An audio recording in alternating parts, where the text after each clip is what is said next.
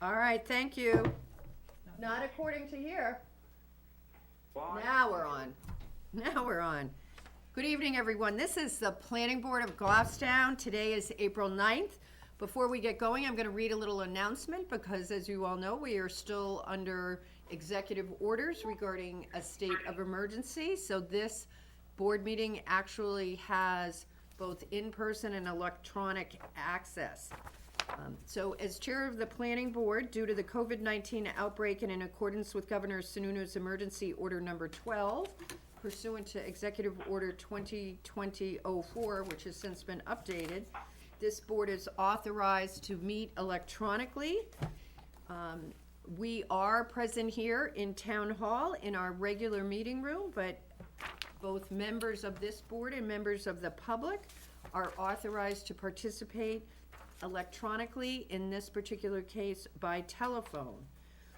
We are using a telephone conference line for this meeting. The public has access to listen and, if necessary, participate. What happens when you call in?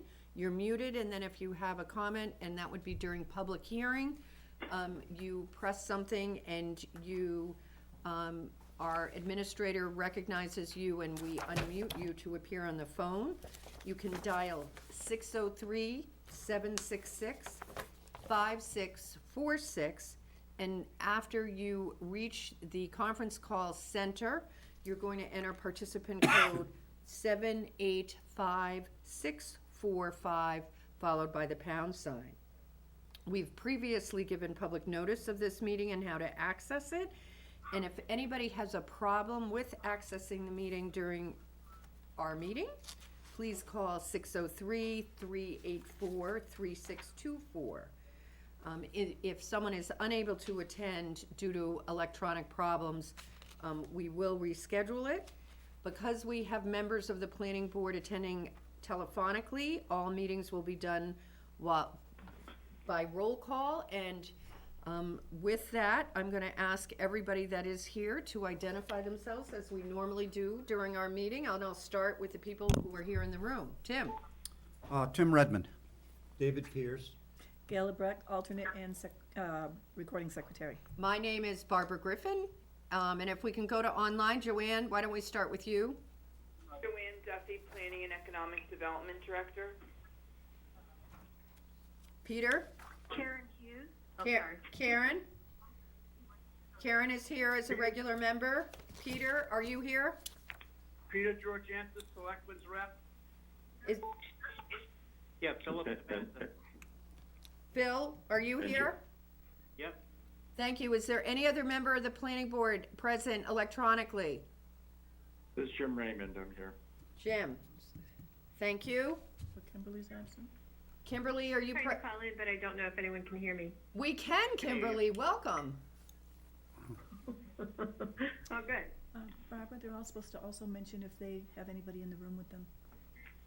All right, and I don't know why this is a public meeting, but just for the record, are any of you in a room with other people for participating in this meeting? I am not. No. But, recognizing that you can't control family members, pets, or other things that might come into your way. So thank you, everybody, for identifying yourself. Is Sarah or anybody from Highway online? Sarah's here. Sarah, you're there? Yes. Thank you. All right, and I understand that everybody who has just been identified is not muted, so that they can speak up at any time. The first item of business today will be our minutes. It would appear we have full attendance and presence and telephonically. So the roll call will be for regular members. And the first item on our agenda are the minutes of March 26, 2020. Is there a motion? Motion to approve with correction. Phil has moved to approve with correction. Is there a second? I will second it. This is Pete. Peter seconds it. Phil, your corrections, please. Okay, page 8, middle of the page. When I asked a question about the capacity and the parking capacities and the parking, And Nick said, Nick's response here is Nick Golan said it will be predicated on the parking permit. It wasn't the parking permit, it was the approval by the fire department, because they would determine the capacity. So predicated on fire department approval? Right. Okay. Does 'Cause they anyone, would put the capacity on the on the structure. right.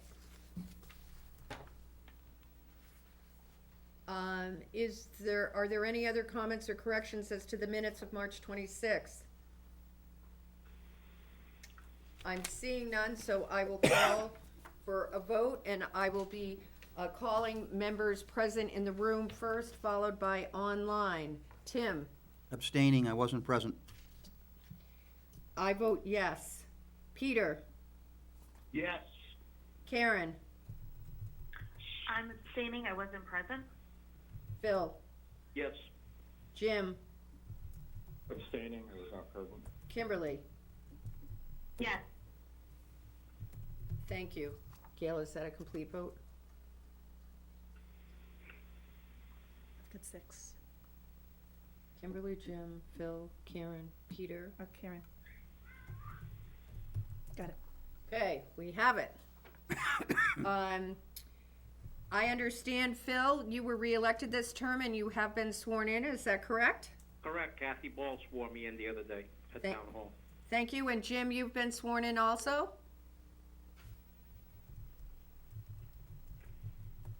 Jim? Is Jim Raymond still with us?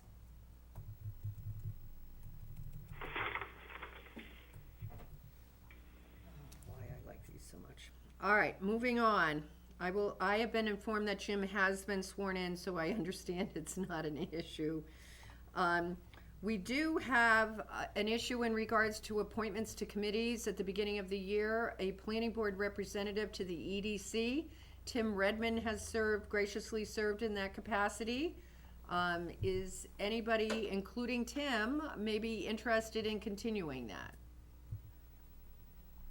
Yeah, I will.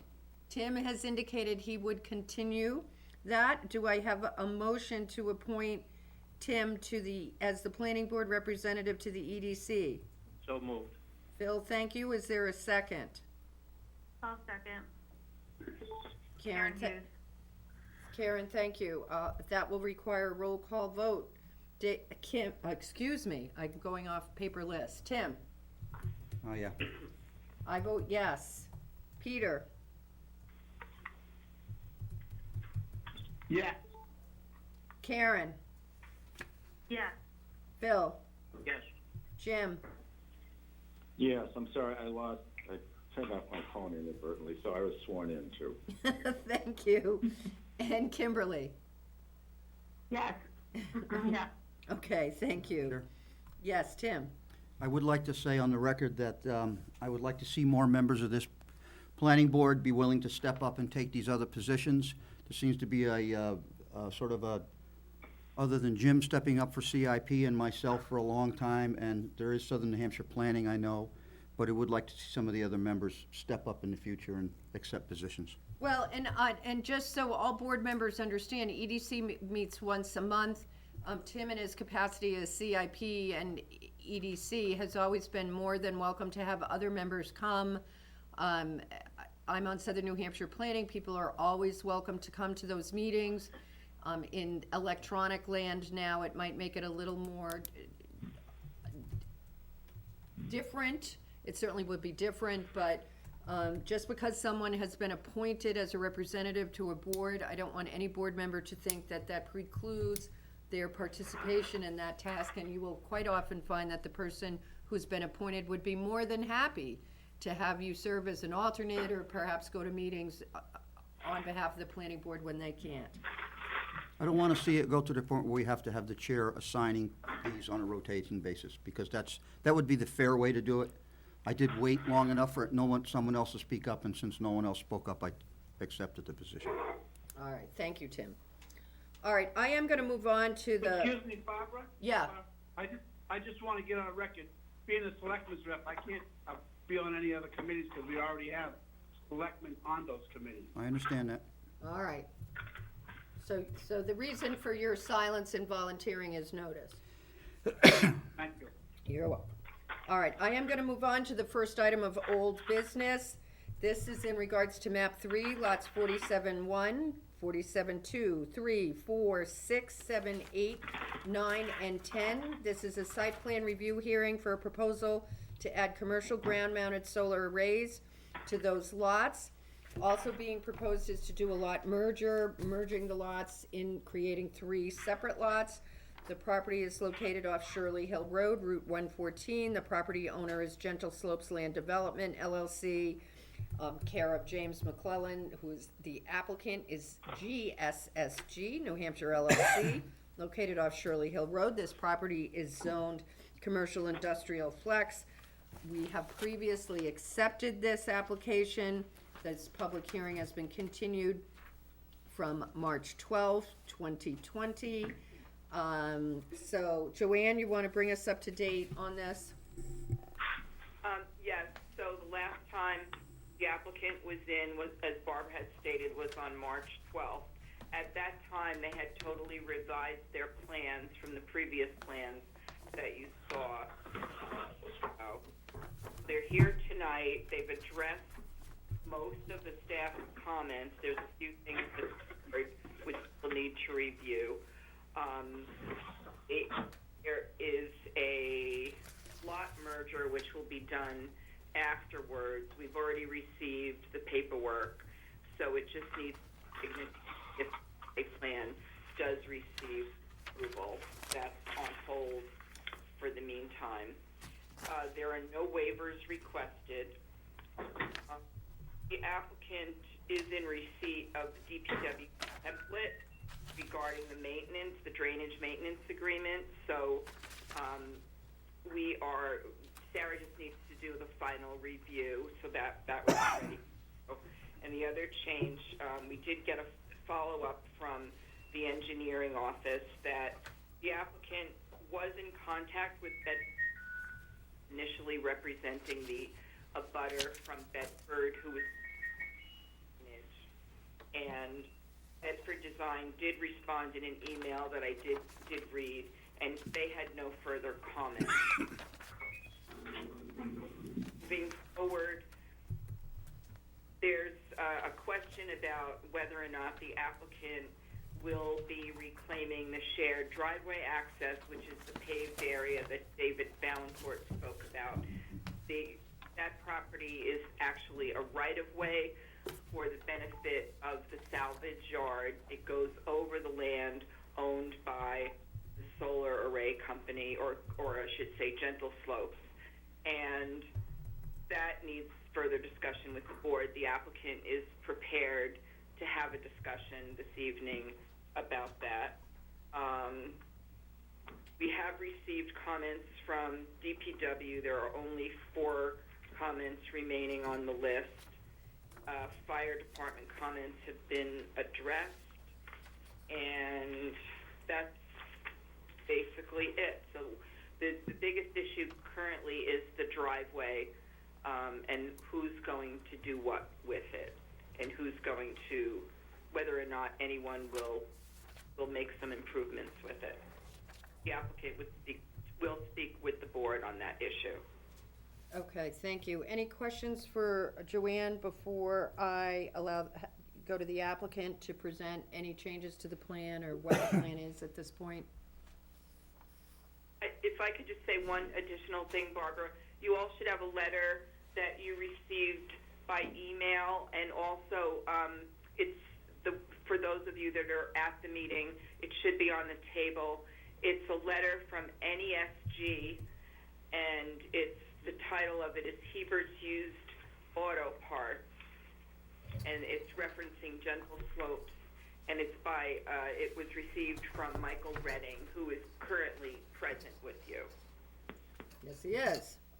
Okay, Do you have your copy? I do have my copy. Do you have a copy? All right, so at this time, I'm gonna turn the floor over to Michael Redding. Welcome. Do you have somebody participating by phone? Yes, Sean should be on the phone. Sean, are you on the phone? Yes, I'm present. Can everyone hear me? Thank you. Could you please state your full name for the record? Of course. This is Sean Colella, project engineer with Novus Group. We are the site civil engineers for General Slopes Land Development and the solar application. Thank you. And I'm Michael Redding, representing GSSG New Hampshire. All right, and Michael, do you have any plans for the easel, or because this is sort of a video electronic, you don't have any? I have some plans, but if needed, I can put something up. At Okay. this point, I wasn't anticipating that. All right. Okay, so let me turn the floor over to you. Great. Well, thank you. Yeah, as we finished up last time, as Joanne indicated, there were a couple of outstanding items. I'm going to ask Sean to go through that, and he addressed that mostly in his letter dated March 25th to Joanne. And then once he finishes up there, I can address the letter that I had sent off to David. So Sean, why don't you take over? Of course. Sounds good. If at any point I become muffled or I'm inaudible, please let me know. I'm going to try and make this as brief as possible, as I know that this is a little difficult for everybody. So I'm going to go through the comments that were addressed by DPW/engineering. Starting with number one, we added a dimension to the closest corner of the existing building and actually blew it up in an inset to allow for better visibility. We provided a detail for the proposed vegetated earth berms. We incorporated the sanitary storm sewer detail per town standards, which has been revised on the detail sheet. Sarah received full drainage report analysis for 25, 50, and 100-year storms as requested, and was incorporated into the stormwater management plan. We stabilized the emergency overflow for the permanent sediment basin along the proposed gravel access. The utility pole symbol was added to the legend on each of the plan sheets. A 10-foot wide gravel access roads were extended to each of the proposed stormwater detention basins per the Goffstown development regulations. I believe, let's see, Michael, correct me if I'm wrong, was the drainage maintenance agreement submitted or the driveway modification permit? I forget which one was submitted. Excuse me, if I can interrupt, and Joanne, if you can help me.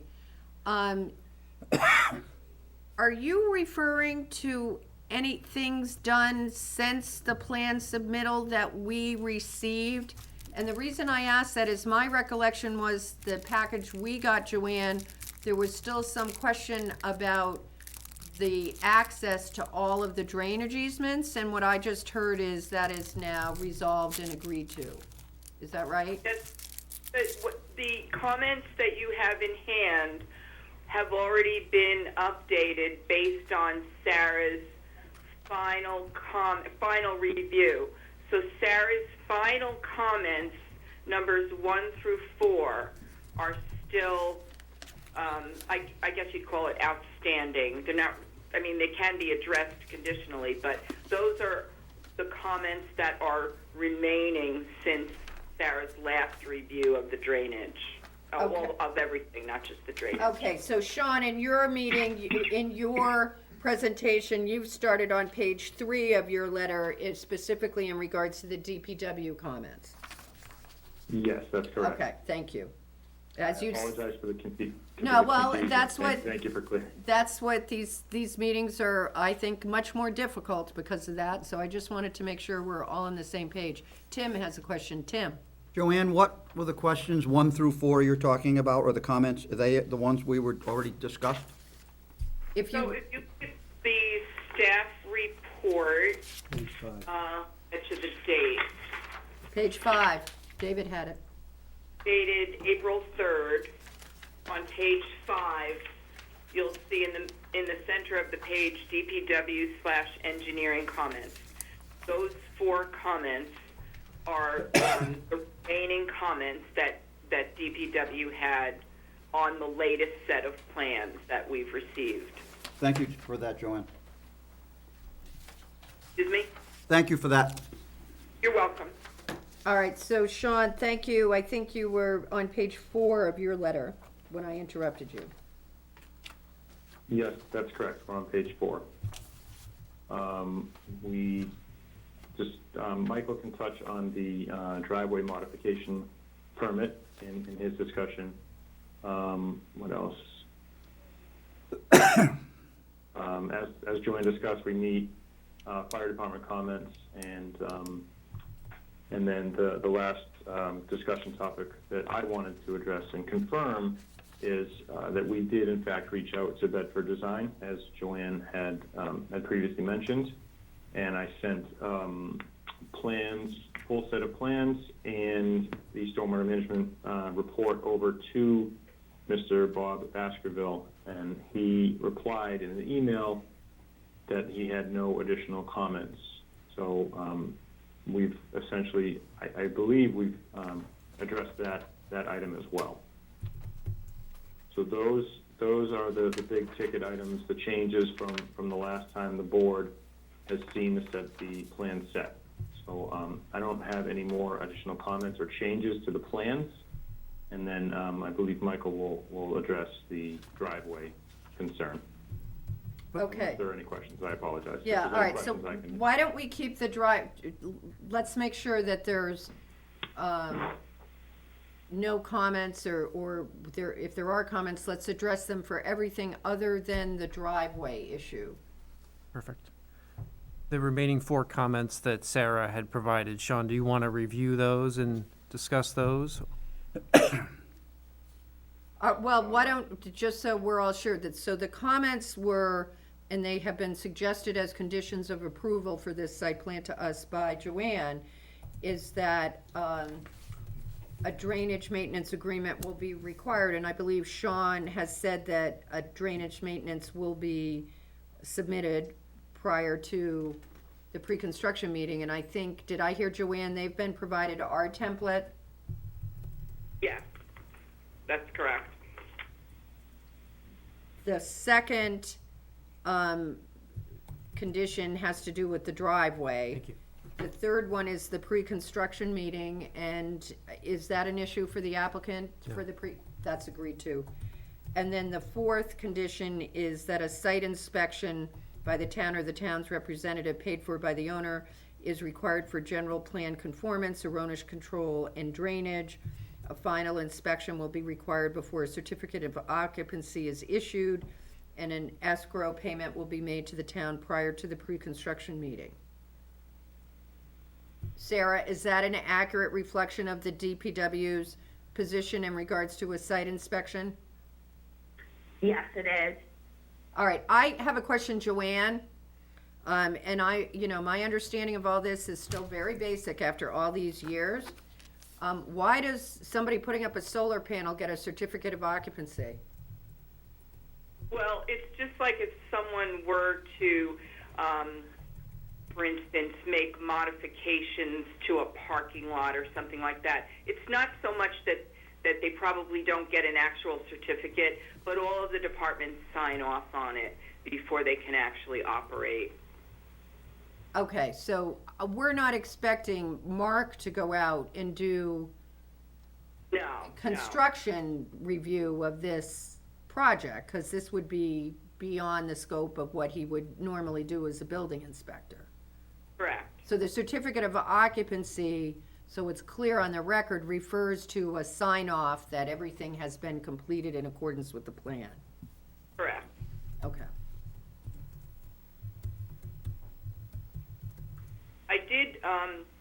I did leave one where it says on page 6 where it says suggested conditions for approval. I did forget to add driveway modification permit required. So if you get to that point this evening, I've made a note to add that as a condition. All right, which goes to our driveway discussion. Is there any further discussion on this? I will,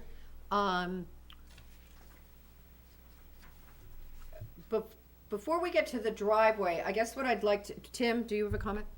Tim, please. Normally, we require an as-built drawing certified by the engineer of record when the project is complete prior to any final issuances of COs or such, and that's not in the notes. Should that not be included in our notes for condition of approval? I would refer that question to Sarah, since there are no Yeah. actual buildings. It would be her preference. I think, yes, we should add that. So what's the proposal to add, Tim? And as-built drawings certified by the engineer of record that the project was installed as in accordance with the plans submitted, and prior to issuance of any permits to operate. All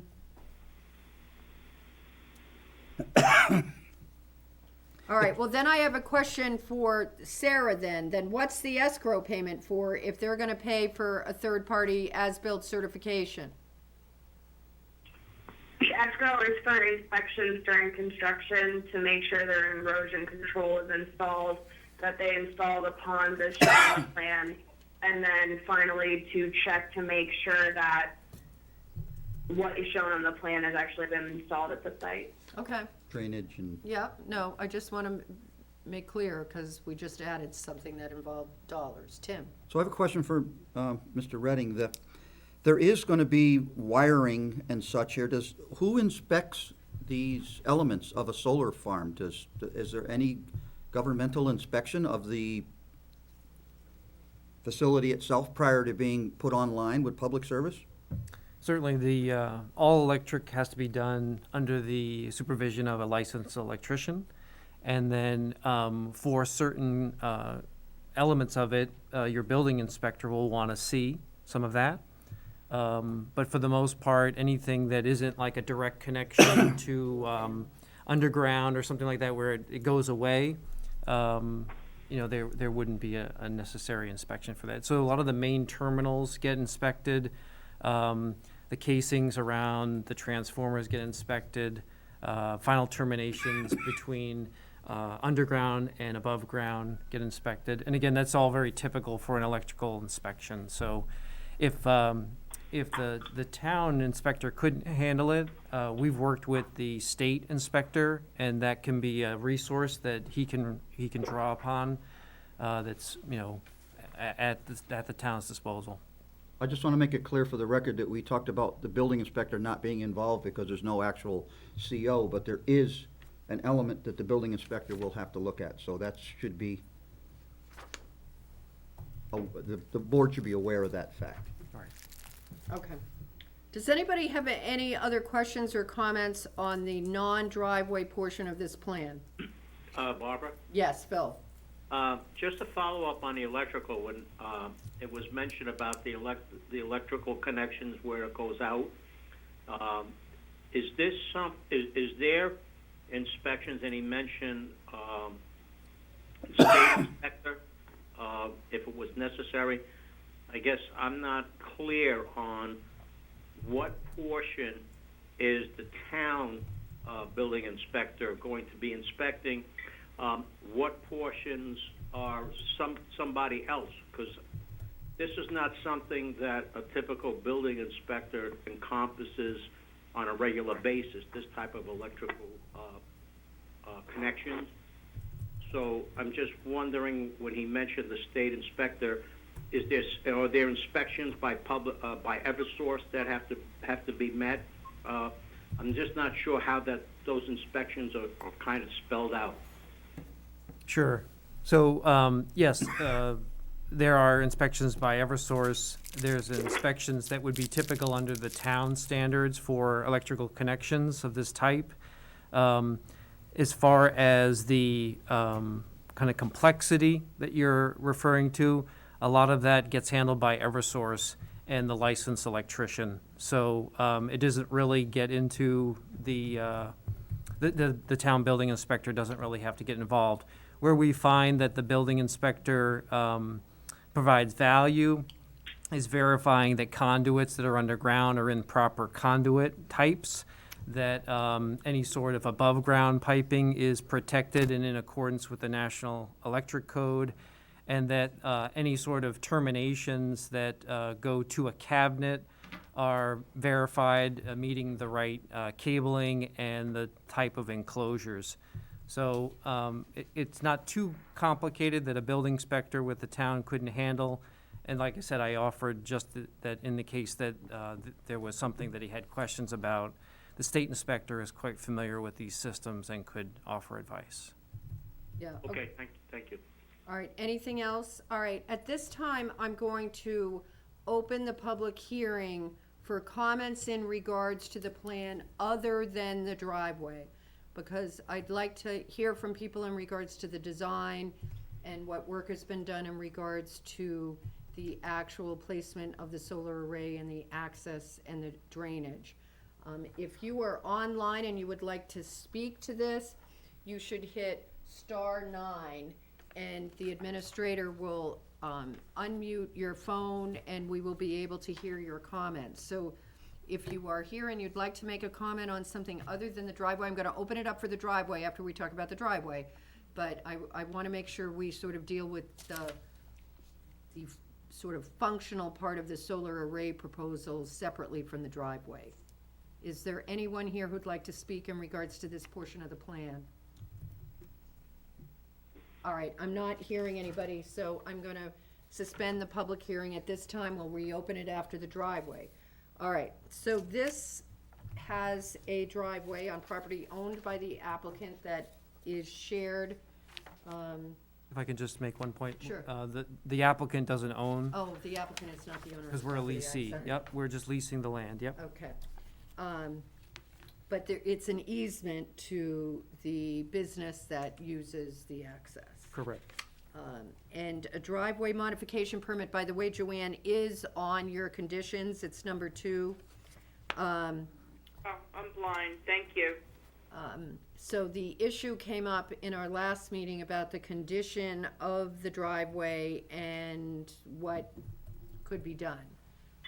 Joanne, do you have any updates as to that discussion?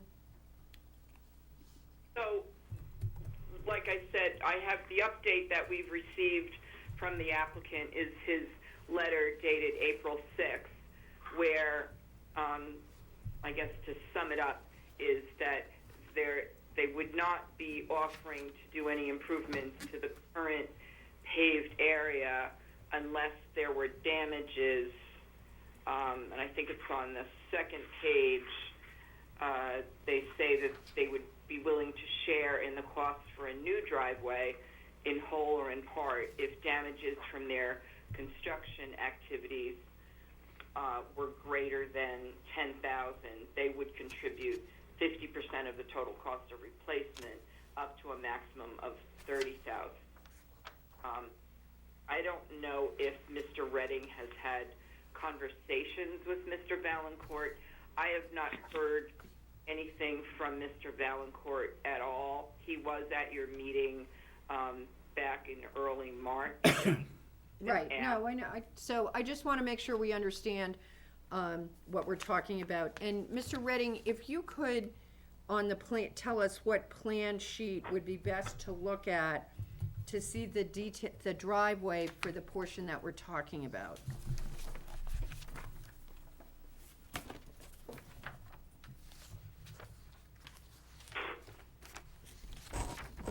The best sheet is C 3.3.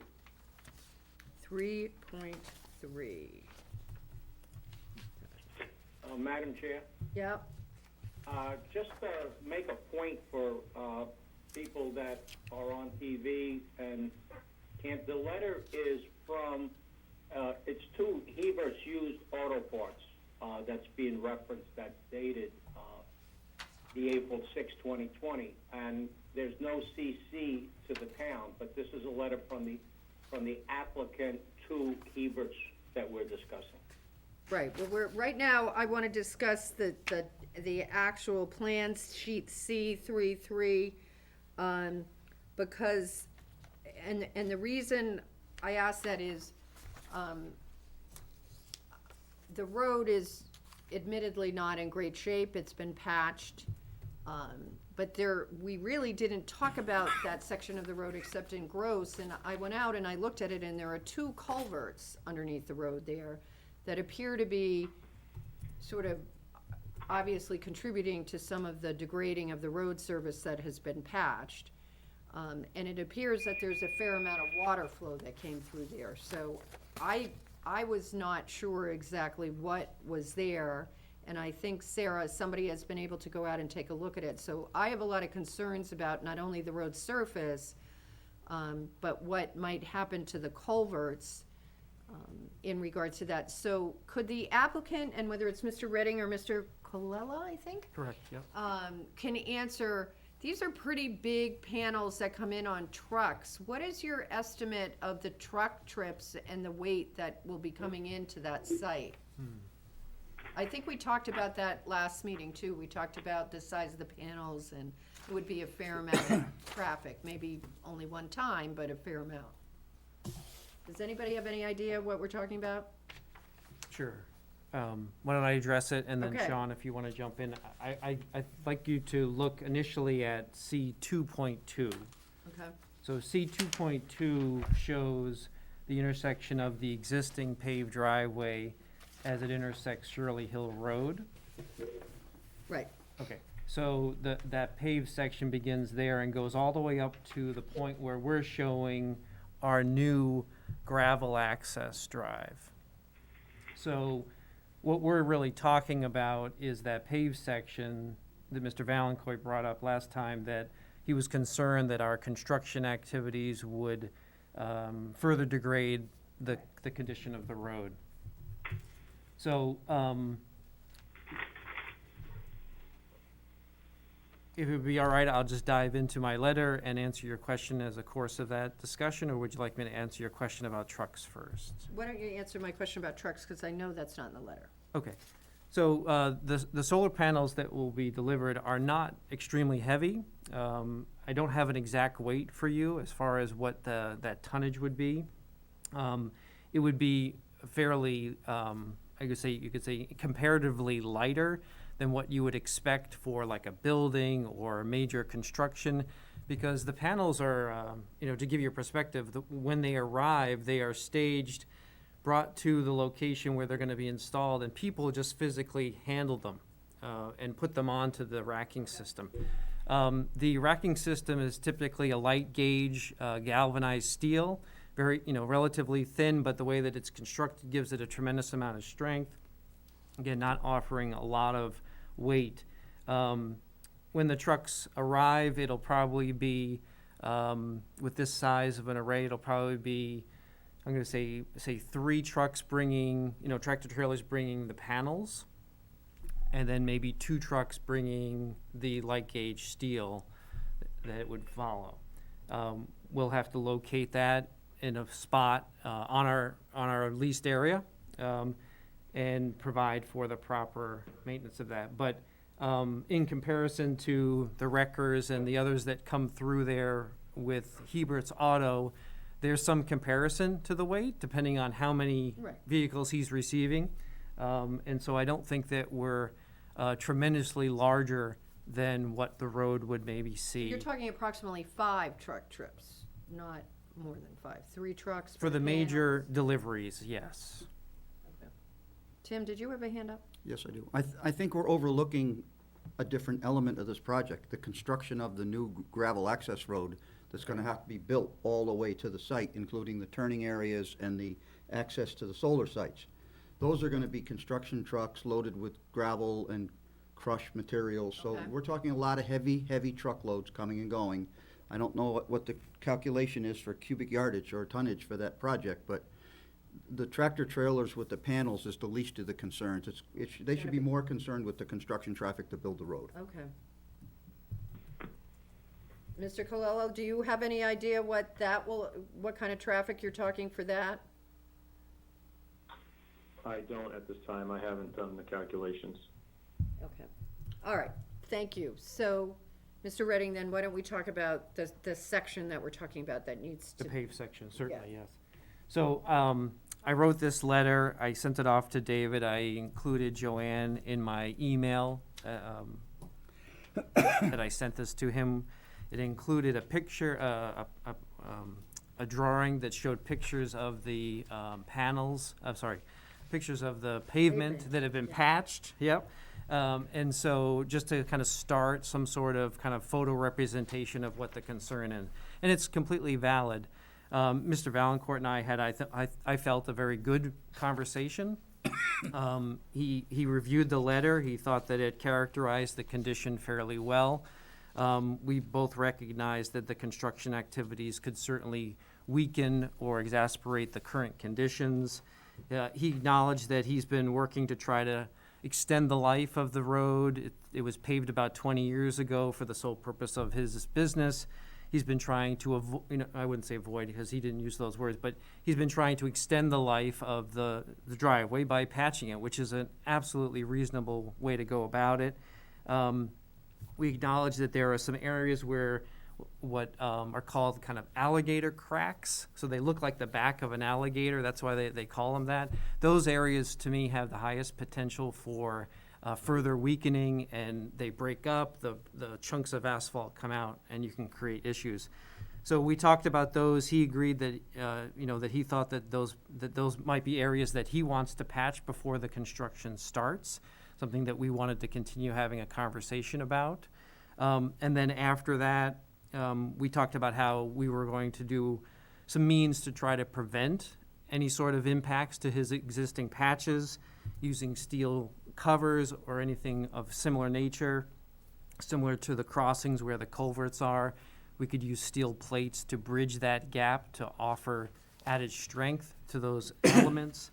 And then once the construction was complete, we would review it together along with the town's engineer and determine what areas may or may not need to be repaired.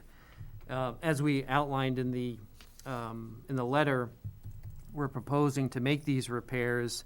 Certainly, if we are completely a direct cause, then we will make those repairs. And so if those repairs result in greater than $10,000, it's largely because the driveway is just in need of a much more greater repair. So we agreed that, the use here is certainly shared. We're both benefiting from this easement that we will both have over this land. And that though our use will be lesser for the long term, we recognize our short-term construction use. And so we're agreeing to contribute up to 50% for the total cost of a replacement that may include the whole driveway or portions thereof. David and I discussed that. He looked at the proposition. He felt that the money being allocated was appropriate for the needs of the driveway and felt that it was fair based upon the condition of the driveway and our use.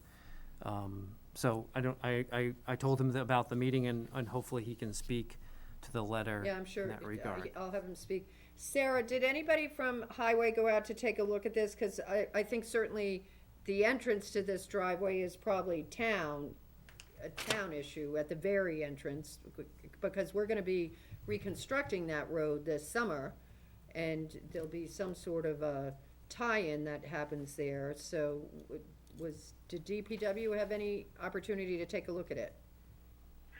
Eric did go out and look at it, and he reported that it wasn't in great shape. He said the worst parts of the road were well off the road, so DPW typically wouldn't look at that unless it is part of the project. Okay. But he did say that it didn't look great right up against the edge of the road. I'm not sure of any project where we've made that a condition in the past, but typically we would go take pictures before construction started and then talk to the applicant if they really damaged the edge of the road and not give them a certificate of occupancy until it was fixed. All right, I just know that you're gonna be reconstructing the road. I think maybe you stopped before that section, but I know that road's gonna get worked on this summer. Tim, you had your hand up. Yeah, I concur with Sarah. I think the town should be responsible for the portion within the town right-of-way, and I think anything beyond that should be an agreement between the applicant and Hebert's. All And- right, I raised the issue because of the water flow that goes through under there, and it was well, the water flow, normally for a driveway modification permit, we would require that, we just had an applicant on private property 2 meetings ago in regards to making sure that water flow continued. Sarah, was there any concern about the culverts? And I don't think there was, but was there any? I don't have any records of them being designed, so I cannot speak to their sizing. Eric did mention that they were unsupported, so they didn't have head walls or flared end sections. It was kind of like they were dug up, a pipe was laid down, and then the road or driveway was built over it, which I'm sure we'd find plenty of that all over town. Okay. Okay, They did have enough cover, which suggests they should be able to handle the weight load of trucks going over them. I'm just concerned that absent the private agreement, given the amount of water flow, if there's a problem with the culvert, it will become the town's problem. Because because your wetlands were at the other end, not this end.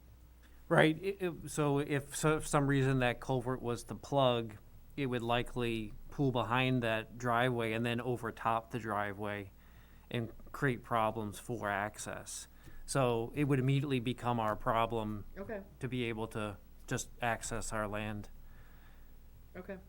And the way that I've left it with David is we have this letter, he's acknowledged it, we're gonna meet prior to construction to continue the conversation here, and we've agreed to be, partners in making sure that that driveway stays at a certain level of service that is reasonable.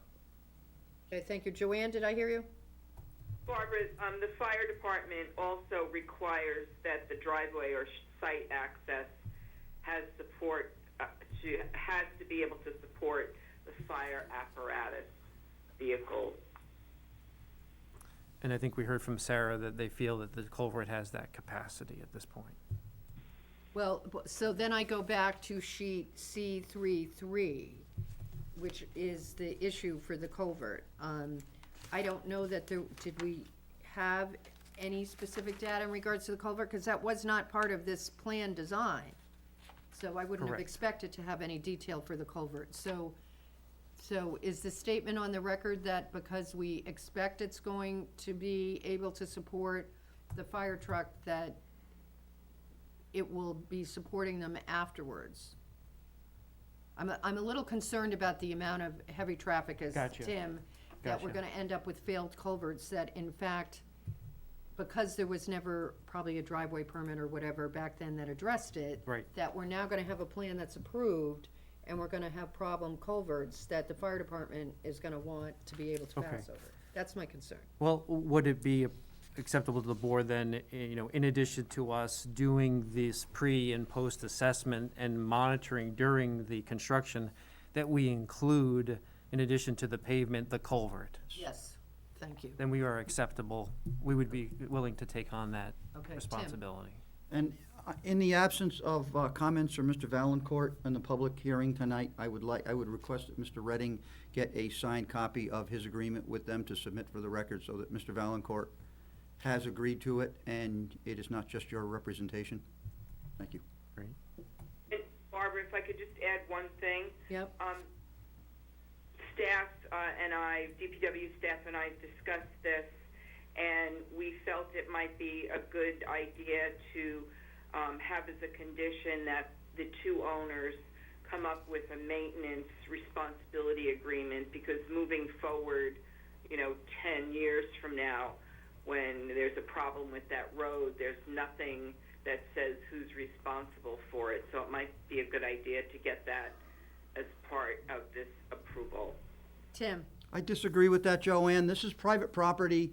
We can only ask them to construct the driveway to the standards that we've set forth. And beyond the acceptance of the driveway and the project completion, I think the town should not be involved in any long-term maintenance agreements of that road. That's their issue, their land, their agreement. I would vote against maintenance agreement.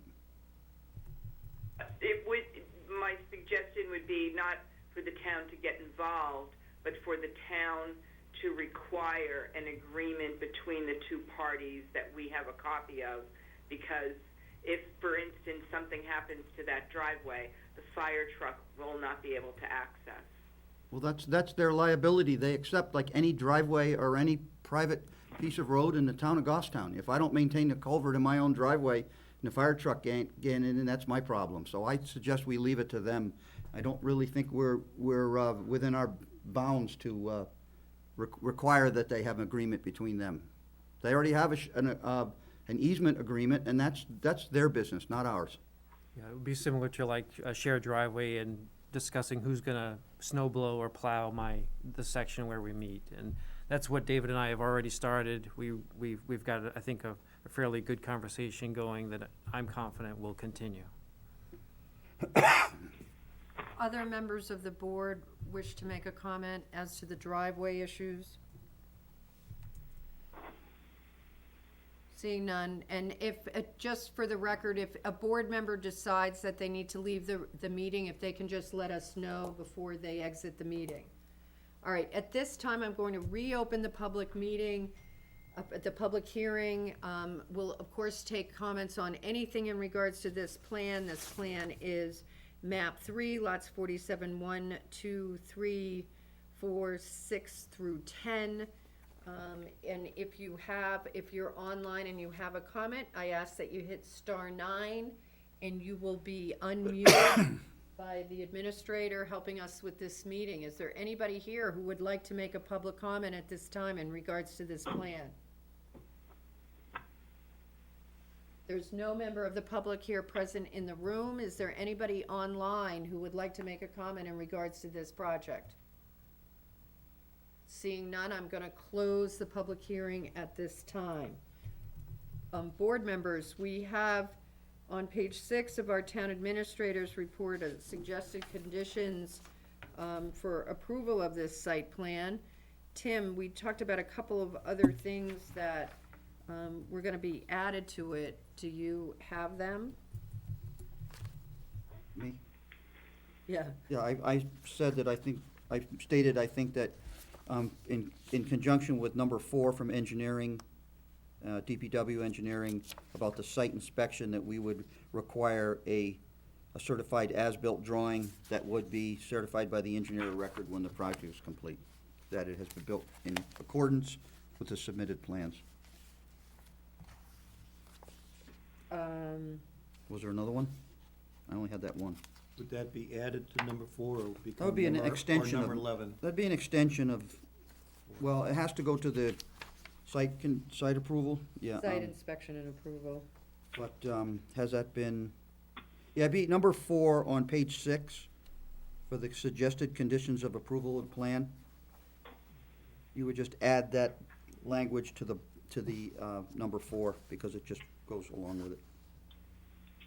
And then I think in regards to number 2, which Joanne had mentioned, the driveway modification permit had been required from DPW.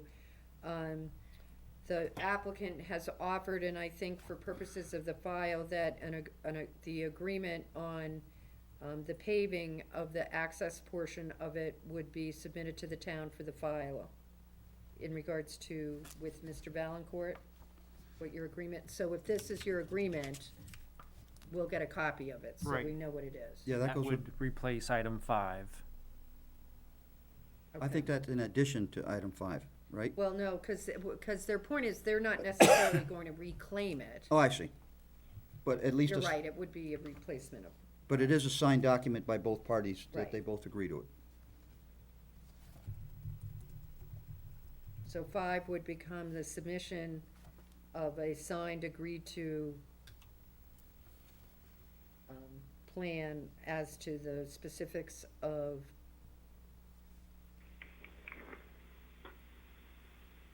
Assessment and, Current. yeah, say assessment and repair if necessary. the current pavement. Correct. The shared access. Board members, other comments on this plan? I'm good.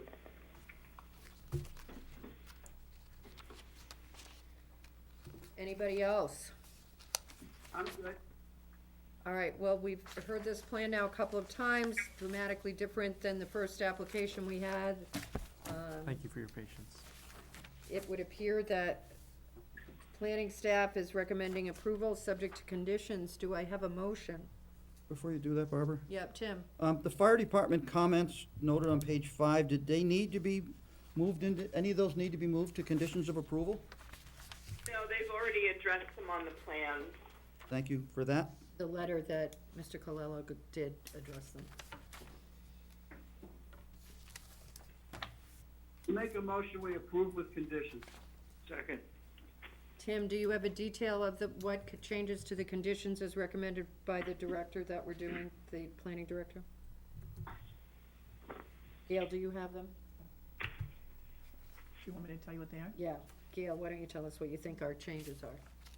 To the conditions, it's the as-built drawing certified by the engineer of record, to be submitted prior to the issuing of the permits. And we have the signed agreement to the plan, as to the, I can't read my own writing, the assessment and repair of the pavement. Of the current pavement? Current pavement, yes. And that will replace 5. Right. Does anybody have any other conditions? Seeing none, there's been a motion made to approve. I think, was there a second?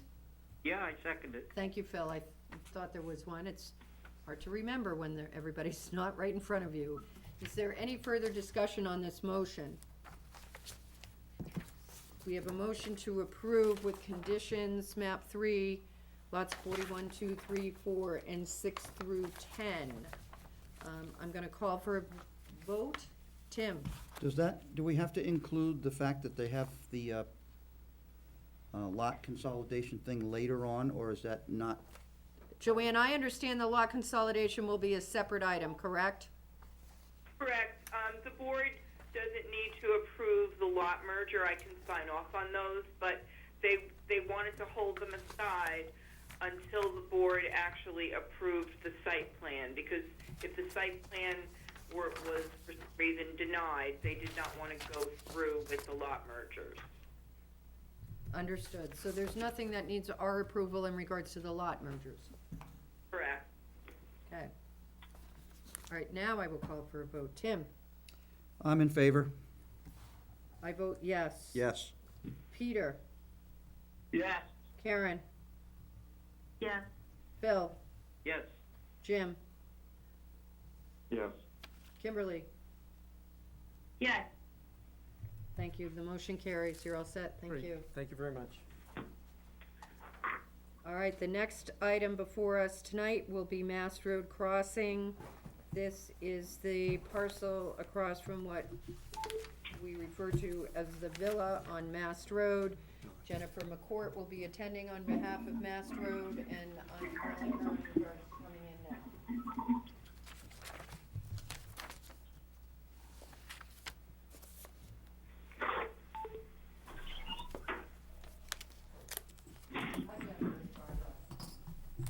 Hi, we're all set.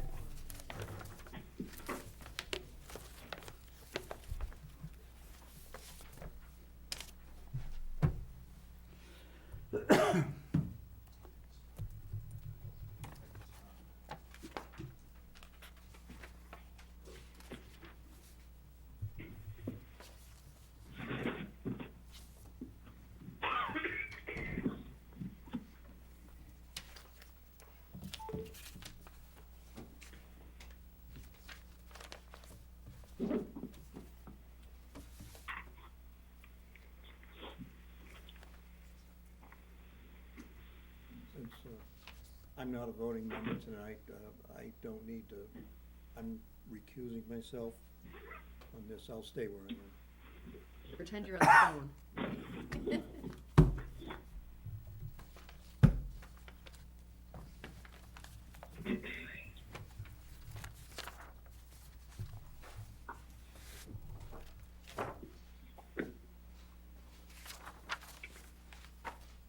Good. Head on down to the last door, Jennifer.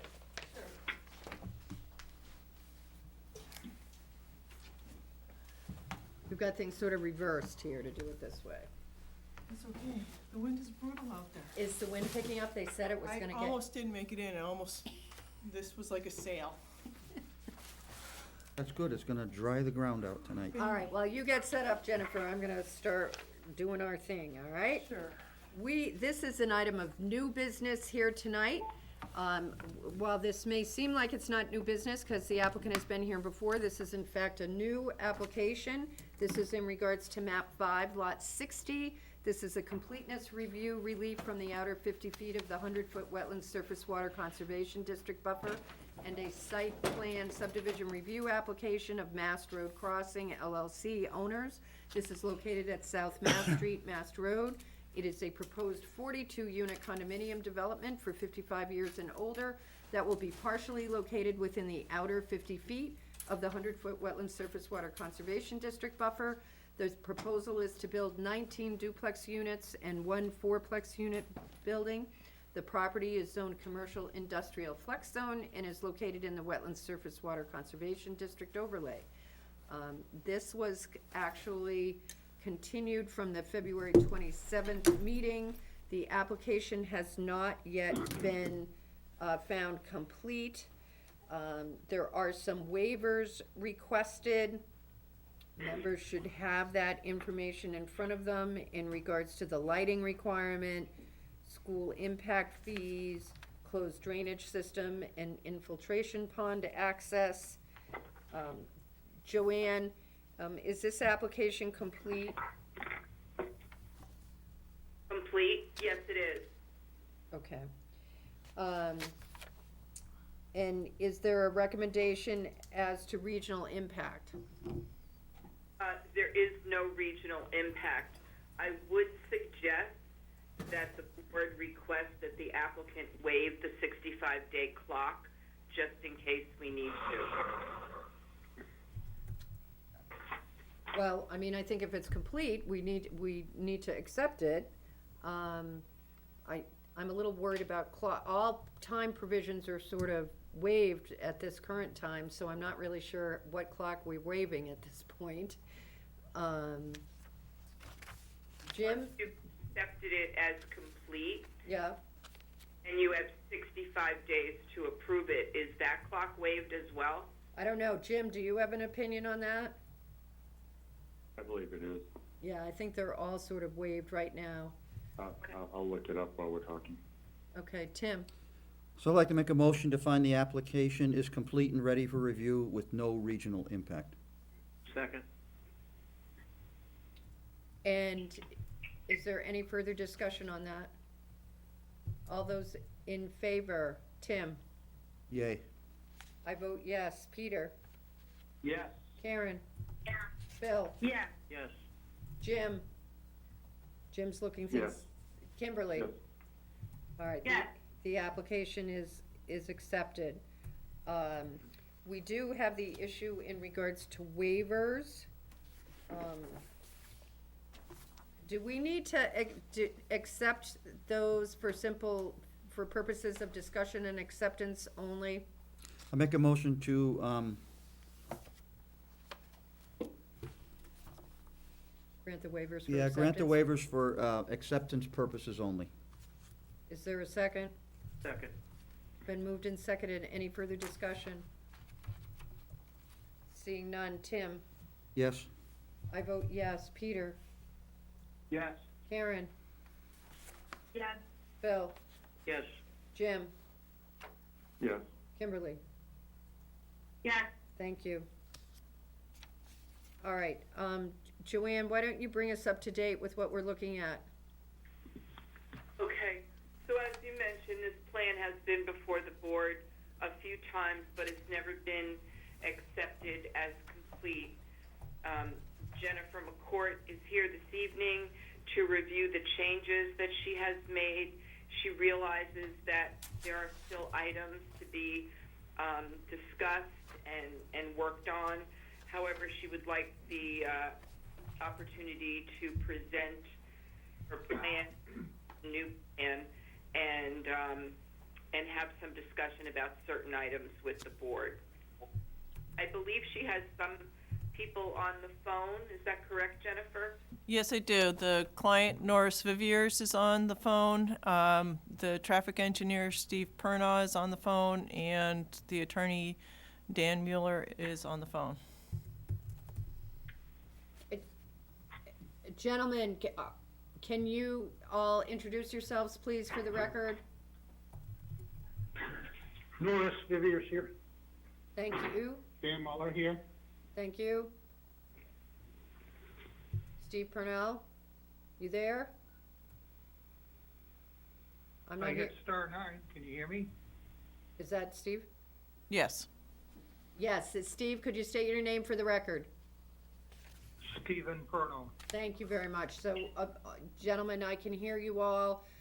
So we'll have Jennifer lead the discussion, and we'll have you cut in as the discussion goes forward. Thank you. Jennifer, the floor is yours.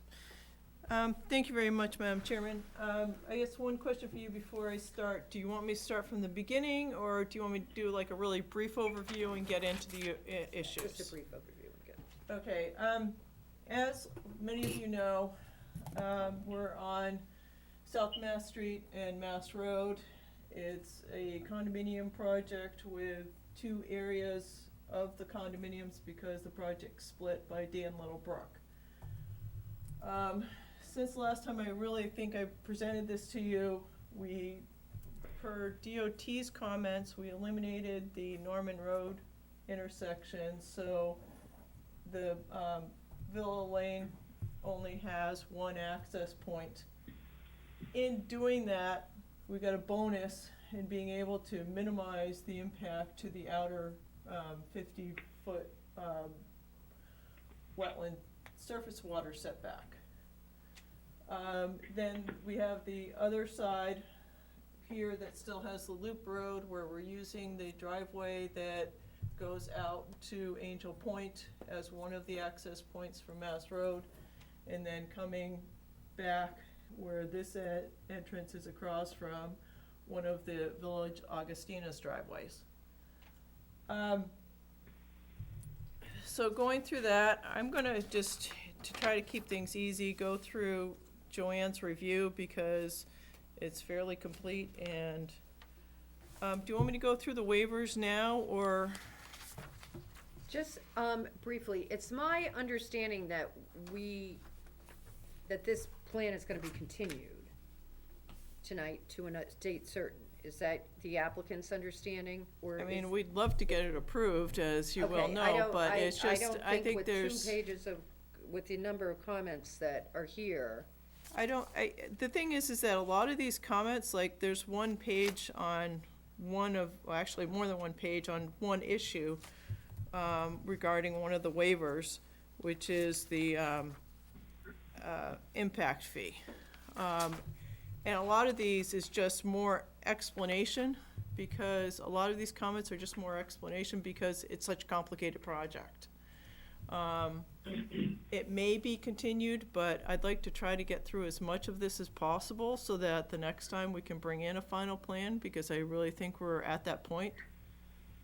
If I could interrupt before you get any further, can you hear me? Joanne, go ahead. So you all had a copy in your packet of the staff report. You should have found another staff report on the desk or the table when you came in. Please use that one. There's some red highlighted changes that I made, even most recent. Those of you that are participating by phone, I emailed that to all of you, I think it was like 2 days ago. Yeah, Joanne, when you say red highlight, all of the suggested conditions of approval are red highlighted. No, that's the chair's agenda. Oh, okay. This is it's a separate pack of maybe, I don't know, 11 or so pages. It looks like our regular report. It's just the staff report for this application. The corners of the pages are not numbered like a normal staff report. Okay, I'm just not Correct. finding mine, okay. David's coming, oh, maybe there's one right here, Yes, okay. maybe? It's the staff It's that, report. It's the chair's agenda? Oh, no, I don't have that. What Okay. she wrote in Oh. red, I highlighted in yellow. Okay, thank you. All right, I've got it now. Okay, thanks, sorry about that. Okay, so we have the packet that is in front of me, and you've got, what is the red supposed to mean to us? The first red starts on the third page. Those are the updated comments to the one that were initially included in your packet. So there's not very many changes, but I just want to make sure you're looking at the correct comments.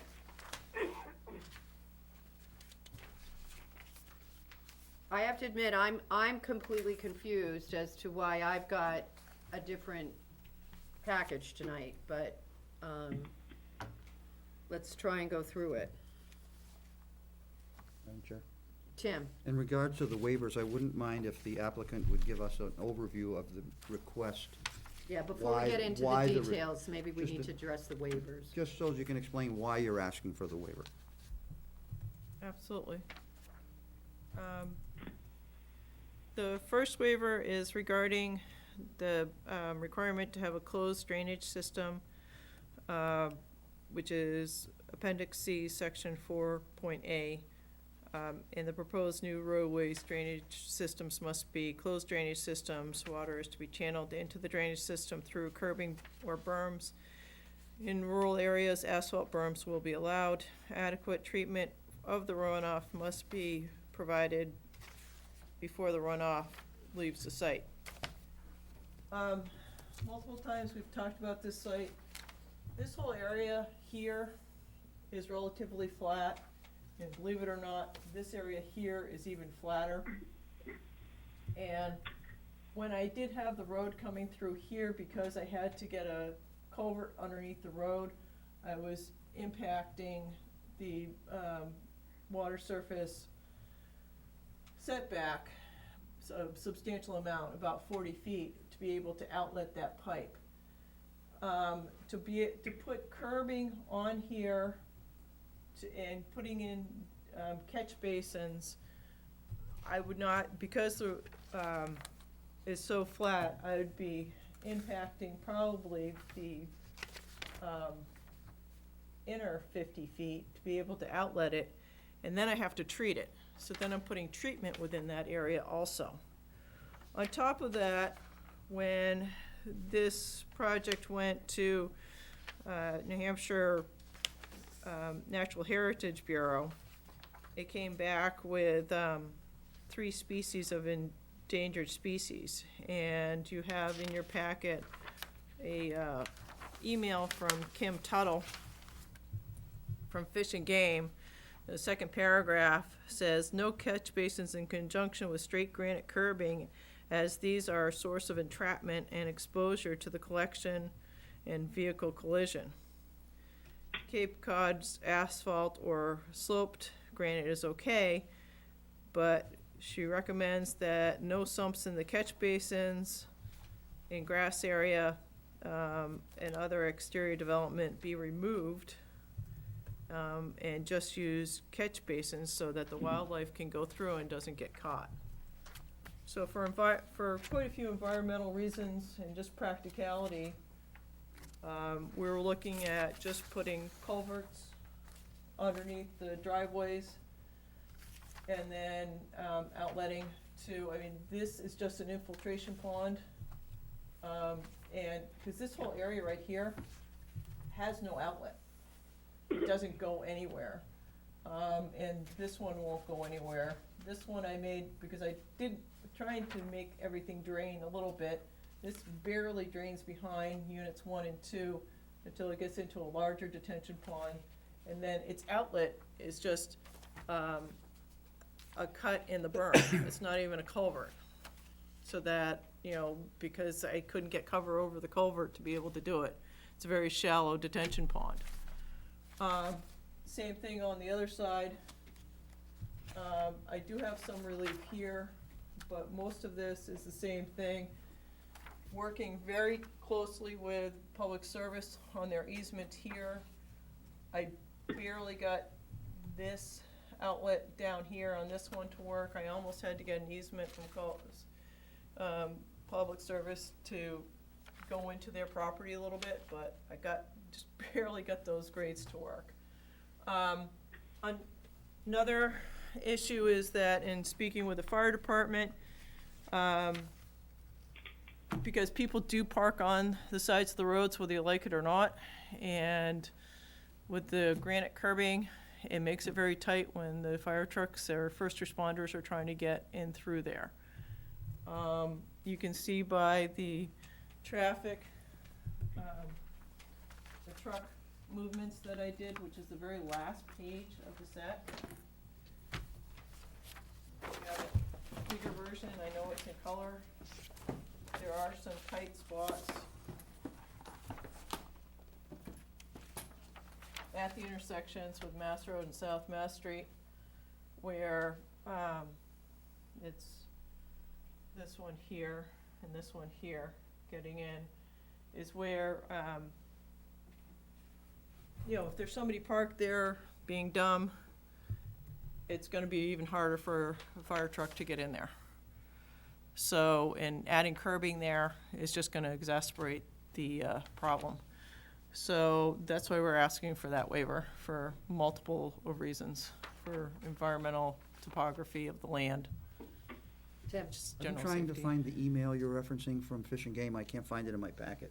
Anybody else find one? I looked and I could not find it. Is it part of your letter? It was part of the waiver. It was from September 10th, 2019. It was submitted in with the application. Well, it must not have made it, because all we have is a number 3 for the waiver request you're making. Oh, And it's not even, it's just closed drainage systems, Appendix C, Section 4A. I don't have anything to go with it, so. If you look, there is an application that says 10 wide gravel, and what I have stapled to that is actually the closed drainage system.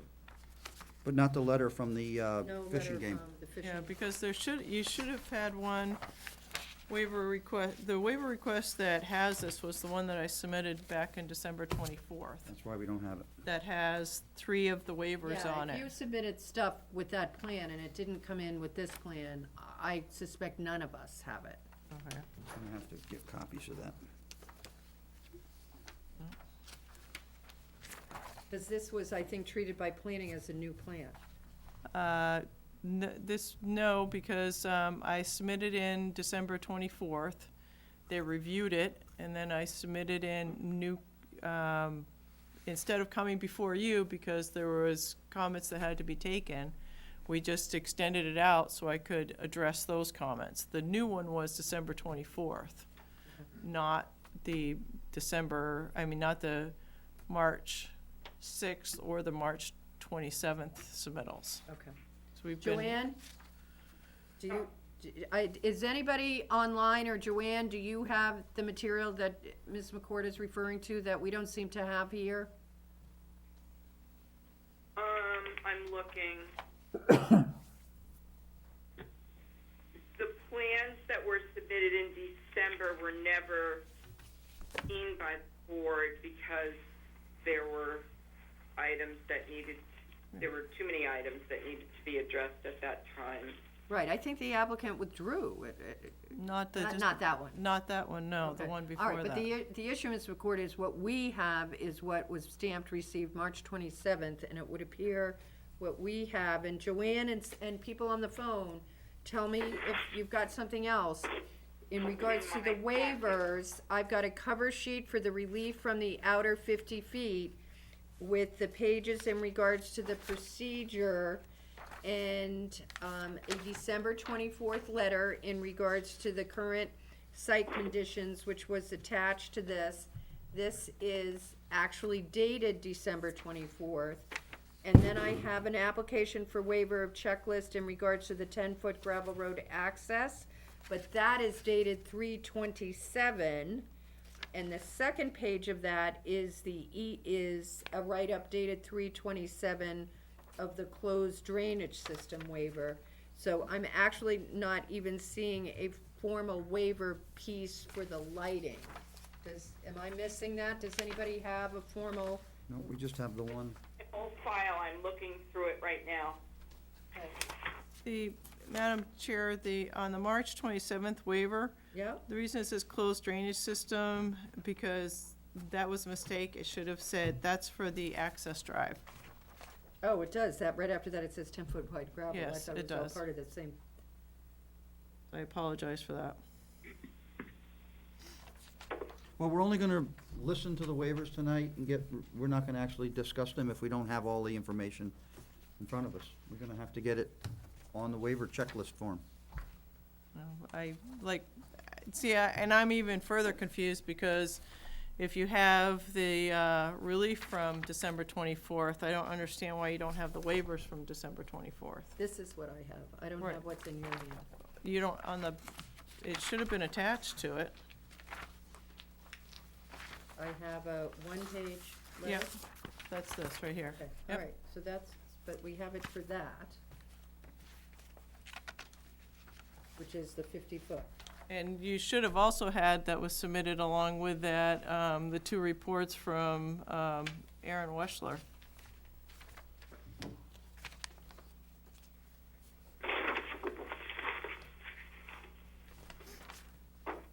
Barbara, Yes, there is a thing from Aspen, if that's what she's talking about, when she talked about Aaron Wexler, dated January 6th. 6th, 2020. It said Aspen's at the top. Yep, Aspen, that's Aaron Weschler. And there should have been one. That doesn't seem to go to the waivers, though. No, that was for the relief. Yeah. And there should have been another one from Aaron too, dated.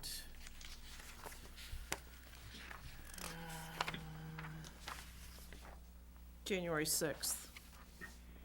I'm not seeing it. That's what this one is right here from Aspen. It's dated January 6th. Right, that's what Okay. we were talking about. Came in the packet. Okay, we're getting there. Okay, well, I'm not really interested in spending 20 minutes trying to figure out if we've got everything that we need. Joanne, I'm a little confused as to what's going on with what we've got, and frankly, given what we had in our packet, the fact the applicant might be thinking that they would be getting approval tonight never occurred to me. No, I was never under the impression that they would be getting approval tonight, but all of the 4 waivers were supposed to be included in your packet. Are anybody on the phone that's participating telephonically, have you found something on each of the 4 waivers in your packet? This is Karen, and I have not. Okay.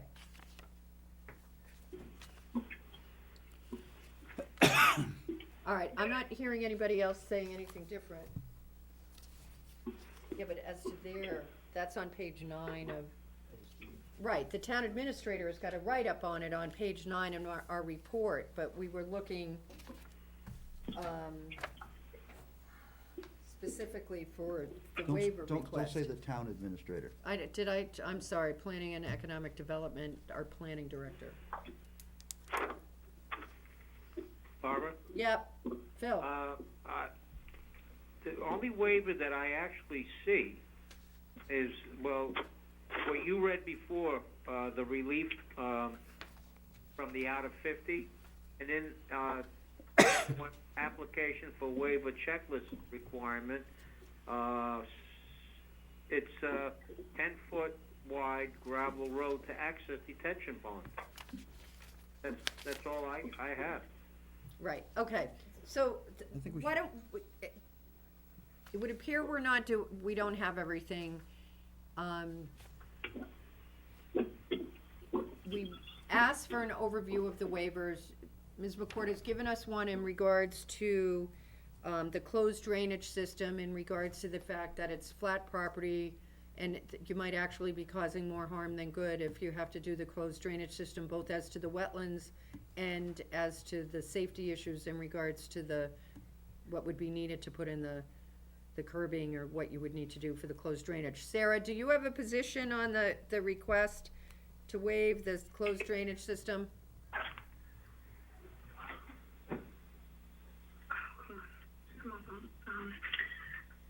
If you It was haven't, one of my original comments, one of the first times we met with the applicant over their plan. And then, she mentioned a bunch of the LID low impact development that was in our regulations. And after meeting with the fire department, their stance on the curb, I kind of, I guess, backed down. If they can make it work with the ditches and culverts. I understood particularly from the fire department standpoint with people parking on the side of the road and being able to still get around them. okay. All right, does anybody else have any comments on the closed drainage system request? I'm not seeing or hearing any, so, Lighting. lighting, why don't you just briefly address lighting?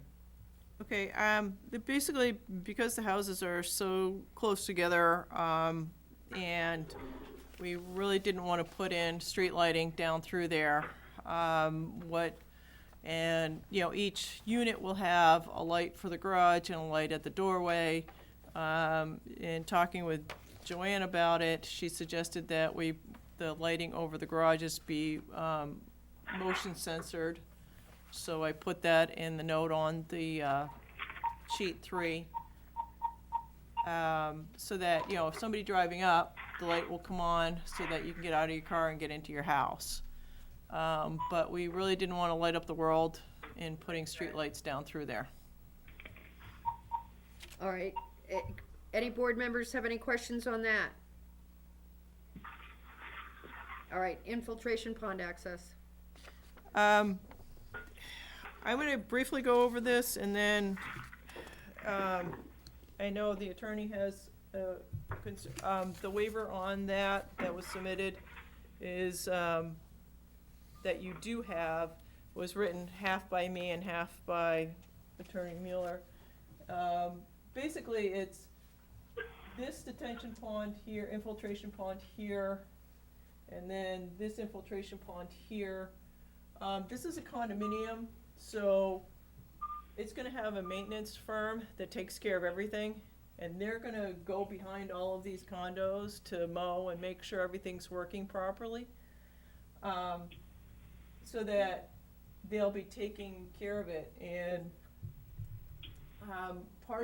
and Sarah can talk to this, but part of the reasons I was given for wanting that access was so that if the town had to go take care of it.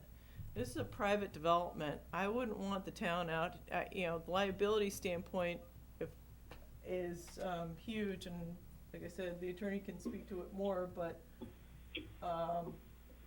it's, you're gonna have a condominium association, you're gonna have maintenance personnel taking care of this. If something goes wrong with those ponds, I think the town has much better tools to use to get them to go take care of it, but it's gonna affect them long before it affects the town, as far as if something happens to those two ponds. And the maintenance personnel are gonna get back there, cause they're gonna be mowing the lawns and everything else, and taking care of it.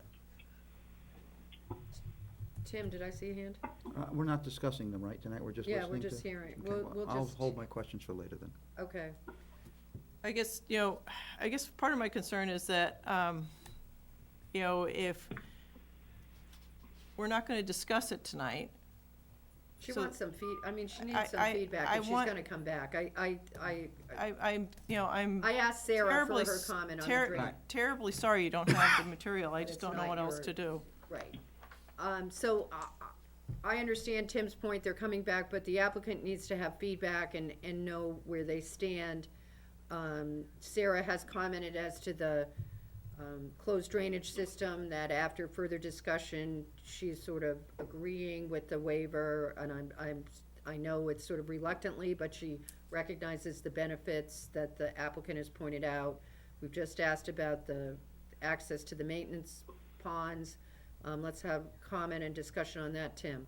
So in the event that you did have to provide, if there was a catastrophic failure, for instance, and the pond needed to be restored by machinery, how do you access those ponds the way you've got the buildings all tied together. Is there room to go between them to get to Yes. those ponds? This one, yes, you go right off the road and go right down in there and do what you need to do. How about the other one? And the same one, this has a drainage pipe here, plus it has sewer pipes here, so this is fairly flat through here, so we can get through here, and it also can go up in through there. So they are accessible. Absolutely. That's my only concern. All right, any other board members have a question in regards to the issues regarding the infiltration pond access? Barbara, this is Jim. Are you asking for comments now or just questions? Both, I'm sorry, I phrased it. Okay, my comment would be, I can't see where they're pointing, but on our representation of towns, we have seen many condominium associations that have not kept up infrastructure that one would think it was in their self-interest to do, including, for example, sewage systems, where of course it would, but they don't. So I'm not altogether convinced that just because there's a condo association that we don't have to worry about it.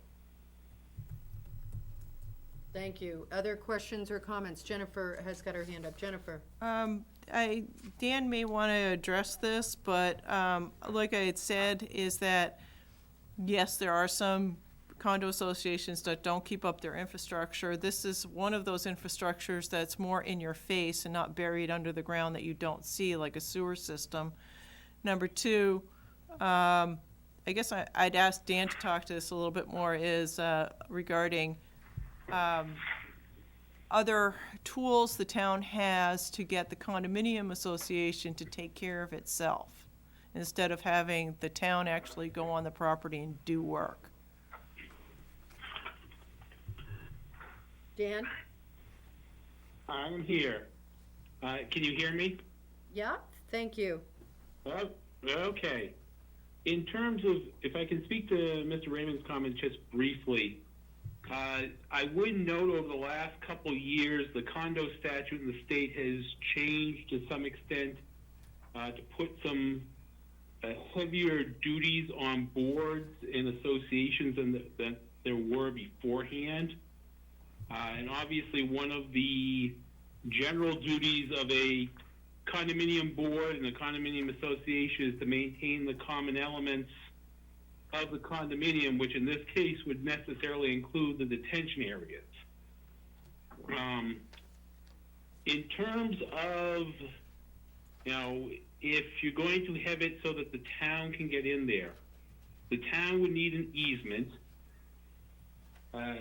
Obviously, you'd have to have the deed and everything else. Usually with those sorts of easements, if the town does go in, there's usually a duty of restoration if you disturb anything. Number two, from the town's perspective, if the town goes in and does maintenance and then something happens, obviously, if it's traceable to the town, there may be liability issues on the part of the town. Now, that being the case, obviously the town wants to do something if something catastrophic does happen, as was mentioned. And you do have various remedies out there. Obviously, you can seek an injunction if this was a condition of approval that they maintain this to a certain schedule. You could seek an injunction against the condominium association to essentially enforce it. As you probably know, there are additional things involving attorney's fees and civil penalties that usually, in most cases, persuade people to try to remedy it before it gets to that stage, because it gets expensive. So I do think there are some things out there that do make it a little bit more in terms of the self-interest if the association is going to maintain those. And I would agree with Ms. McCourt that, again, these are going to be visible things. It's not like the pipes underneath or things of that nature where you don't see them. I mean, mowing is something that basically every condo association, when they hire out a property management company, looks to have done on a regular basis. Because it affects, if you look sloppy, obviously that's going to affect the values of the units. and that usually leads owners to complain bitterly. So I do think there is a little bit more in terms of self-interest.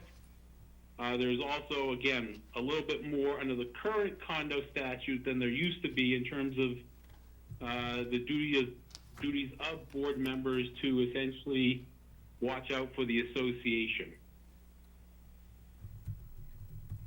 And that's what I have to offer at this point. Board members, further questions or comments? Tim? To revert back to the lighting request, if you are going to just have lighting on the buildings that all meet the night sky requirement, I don't have any problems with discussing the waiver for the lighting. Yeah, absolutely, and that's what the note says on sheet 3, is that it would have to conform to that.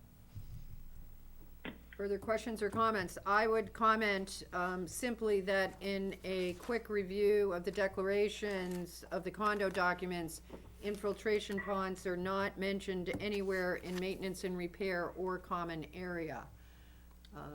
So I would suggest that that might need to be looked at. Again, I do see drainage swales in one area, but not in common area. Can I speak to the 2 ponds that I called out just to show you what access I'm concerned about? Thank you, Sarah. Go ahead. So on sheet 5, between building 7 and building 8, Okay. in order to access that pond, in my opinion, like if it came to it and it was failing, the town would have to either park in someone's driveway for 7 or 8, or pull over on the side of 114.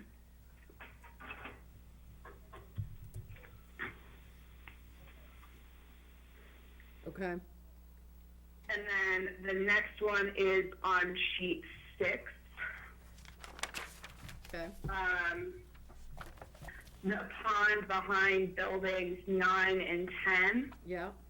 A town truck would be required to either park in 9 or 10's driveway, then somehow get equipment between the 2 buildings, or park on the side of the road and still snake between 2 buildings, or park along South Mast.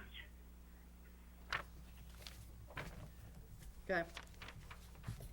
And Jennifer? I understand that, and I guess, I would, going back to what Dan said, and the liabilities of the town going in and taking care of those ponds is probably something that I would look long and hard at. And I would push it back onto the condominium people to go take care of it. On top of it, if you look at those infiltration ponds, the outlets to it, the outlets to all the ponds are either pipes, 12 or 15-inch pipes with no restriction, or a cut berm, basically a V-notch in the berm. So we're not looking at, 2-inch holes or anything like that restricting the flow that's going to be clogged, so it's going to be a constant maintenance problem. This is something that is, very easily kept open with, mowing and a rake. Tim? Well, the only concern, Jennifer, that I have is that in the event of the failure of either of the 2 ponds that the town engineer just mentioned, the detrimental effect is directly into the brook. And that's where my concerns would be, that they would be maintained properly and that we wouldn't be discussing this. So, it's not like they're just gonna overtop and spill into a field. They're gonna go directly into the brook. So I think this is probably a lot of the concern that you're hearing tonight is the impact that it could have should there be a failure. Correct, and it's into the 100-foot buffer before it gets to the brook. So there is some, especially this one here, you have a field here. Okay. Before it gets to the woods, so you're gonna see it. This one actually we're outletting down, this is all a sloped area here, so it's gonna be obvious also. Okay. It's, I try to make things as simple as possible so that they can be fixed as simply as possible and noticed. And these are like, you know, it's not something underground that you can't see. This is in your face, in your backyard. Each one of these are in somebody's backyard. Well, that is, of course, part of the concern. When they're in somebody's backyard, even though they're technically common area, they become people's backyards, and I understand and I understand the point of the attorney and yourself in regards to the maintenance, but Yeah. that is part of the concern over time, and we know how things happen over time, but thank you for addressing them. Anything else from board members on the infiltration ponds? All right, I do note that the other waiver is the school impact fees, and I think that's sort of a bigger general discussion that I sort of want to leave to last. You talked about the change in the layout of the plan and the buildings. You want to point out, just so everybody has it, the turnaround that you've developed, you put in, and the fire department has approved in regards to the road that's sort of one end now. Right, basically, we've done a hammerhead here for the fire trucks to come in and be able to turn around. They'll be able to turn around before they get into the 20 feet for building 8. Or also, just to expand on that a little bit more, I didn't get into the, there's a sewer manhole here that connects into the interceptor. There's already an existing cut in those trees right there, so we're taking advantage of that, not only for the sewer, but also for access to the trail for these units. These units would access the trail through the existing Angel Point. driveway that goes through there. As I stated before, we're in very deep conversations with Public Service about getting a joint use agreement and easements. And hopefully you have a copy of that email from Eversource dated March 25th. Russ Malley. Yep.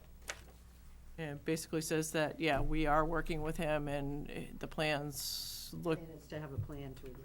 right. We agree, we just need to go through all the paperwork and through the correct boards to get approval, but Okay, so this has to do with access and also getting to the rail trail. Are there any other discussions or comments on that? Okay. Are there any, there is also an issue in regards to the wetland conservation, the surface water conservation district relief. I understand conservation has granted that request. Is that request? they've recommended you to approve that Right. request, and that was basically on a bigger impact that I had. That was when I had the Because that was road- back in January, yeah. That was back in January when I had the road coming out here, and I actually had a culvert underneath here that stuck into the impact area. I've gone from 710 feet of permanent impact down to, I think it's 210 feet of temporary impact for, and it's just to grade this area out so that the water will drain from that one area. Board members have any comments or concerns in regards to that request? I'm not hearing any. I certainly think it's a big improvement and much better. Sorry, Barbara, can I ask a question? Sure, Kimberly. On the plans that we have in our packet, it looks like there's still, there's like 11 square feet behind building 7, is that right, or did that building get shifted over even further?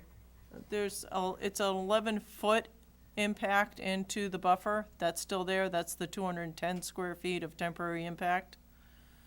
And to mitigate that, far more than mitigate it, the water that's coming off of Mass Road and South Mass Street will go through the infiltration basins and be treated, which is not being treated now before it goes into Dan Little Brook or to Glen Lake.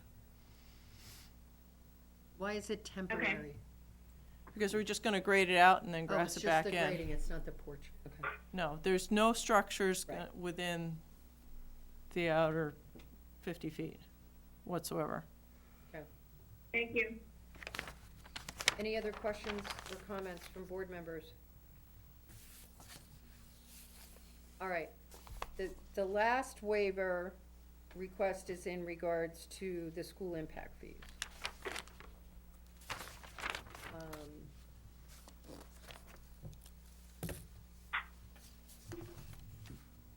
And Joanne, you wanna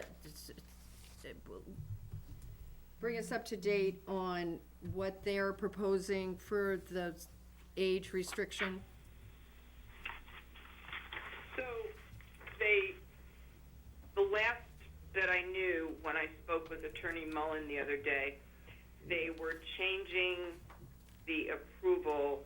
Right now, the approval is for 55 and older. Only one person needs to be 55. That's the normal 55 and older. And in this case, 20% could be anyone could live there, and the other 80% would be restricted to one person being 55. But the change here is that they wanted to change the restriction to one person being 55 and no one younger than 21. So that was the document. It's part of the declaration that was sent over to Attorney Drescher for review. Okay, so 155, no one under 18, I mean. 21. One. And Attorney Mullen is on the phone, and I'm sure he would like to address this. I have a comment too, Barbara, when you get a chance. Okay. Attorney Mullen? Yeah. In terms of the age restriction, the federal law, and actually both the federal and state law require, if you're going to have 55 plus, you have to have 80% of your occupants have to be 55 or older. The other 20% technically are not age restricted. We did put language into the declaration saying that generally speaking, if you are 21 or younger, you cannot reside there. We did put language based on some experiences we've had with other similar developments when questions have come up about, for example, grandchildren visiting for the summer. Language that suggests that they can visit on a temporary basis. They would only be visitors or guests. They would not be residents and could not be residents. So the overall intent here is to make it so that there would be no school-age children in this development. Again, you could have people visit as guests on a temporary basis, but that is it. They cannot be residents such that they could attend the schools there. Okay. Karen, did you want to say something?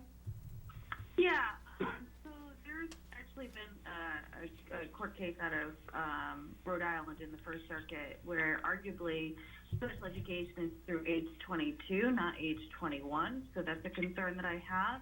And under McKinney-Vento, which is the Homeless Student Act, it doesn't necessarily matter whether or not they're residents of the facility. It's far more complicated than that. And in addition to that, we also provide in our schools adult education. So insofar as that has any impact on school impact fees for adult education, you know, I wonder whether or not we should be waiving it for those reasons, and also for the additional reasons that I mentioned about special education, which is a fairly complicated area of the law.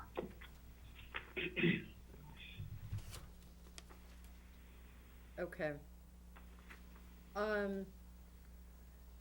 Any other comments on this request? Tim? So, it's just recently come to my attention that there is a 20-year restriction on this. I never heard this before when we've granted these waivers in the past for the school impact fee. So, does anybody have any information where this 20-year lifespan comes from? Is it legislated? Is it RSA? Where's it come from? Attorney Mullen? in terms of, if you're talking about your regulations, those are your regulations. I don't know where the 20-year comes from as a general matter. You can, if you're trying to comport with the federal law, or to essentially get yourself outside of an age or family discrimination complaint, you have to have these in place so long as you're going to have the age restriction in place. It's not limited to 20 years. My belief is, and I have to take a look at your regulations, but I think that comes from something in your regulations as opposed to the state or federal law. Again, I'm not aware that there's anything that says you only have to do it for 20 years to be exempt from the federal law. As far as I'm concerned, or as far as I know, if you're going to be 55 plus and get that protection, you have to have those covenants in place, because you have to do the surveys, you have to do the verification of age of the occupants on a regular basis, so that you do not run afoul of the federal requirements. Thank you. Barbara, can I ask a follow-up question? Certainly, Karen. So is there in essence, I guess this is a question for Attorney Mullen, but is there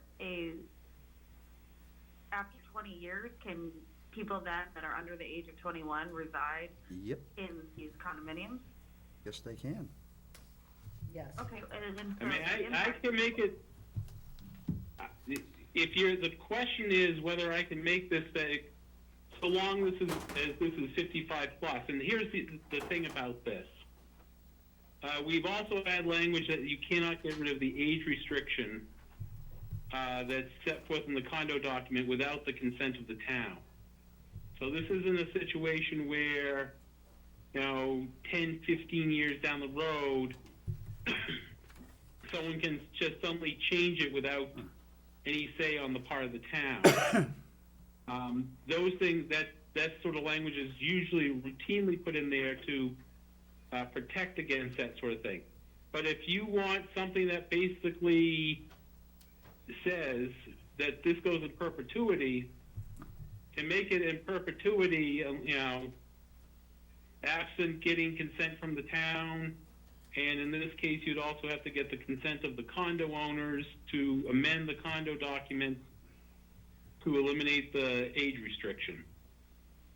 I mean, that's the intent right now, that absent an approval by the eventual unit owners and the town, the age restriction stays in place.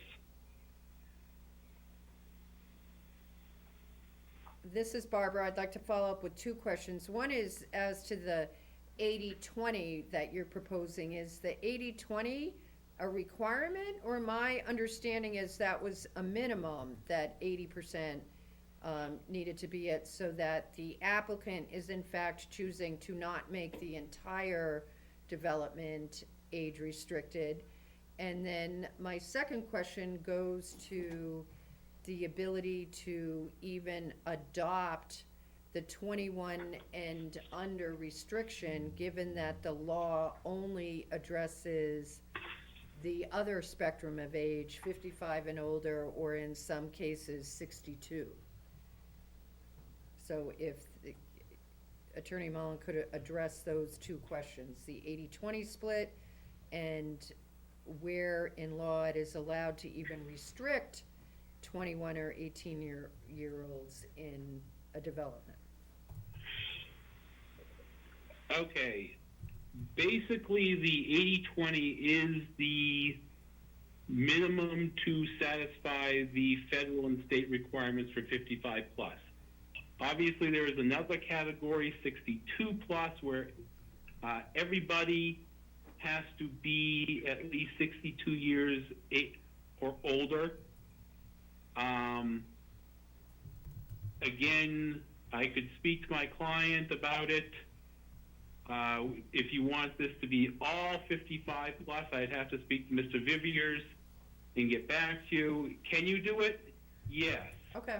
And for the same reason you can do the 21, because again, what you're putting in place here, normally you cannot discriminate on the basis of age in terms of housing. This is an exception to what would otherwise be age discrimination in housing. And because you're following the federal law, yes, you could limit the persons, and again, if you want to do it 21, 22 or younger, you know, the one exception I would say that does exist and is in the document is the Americans with Disabilities Act. That's an exception. Can't do anything about it. People can request a reasonable accommodation in terms of a caretaker who would be under the age, technically 21, 22. That is just out there. But you can do it. Again, if the board is saying we would prefer it be all 55 or older, I would need to speak to Mr. Viviers and get back to you on that. Okay. Other questions? Barbara, if I could, Karen? if I could comment.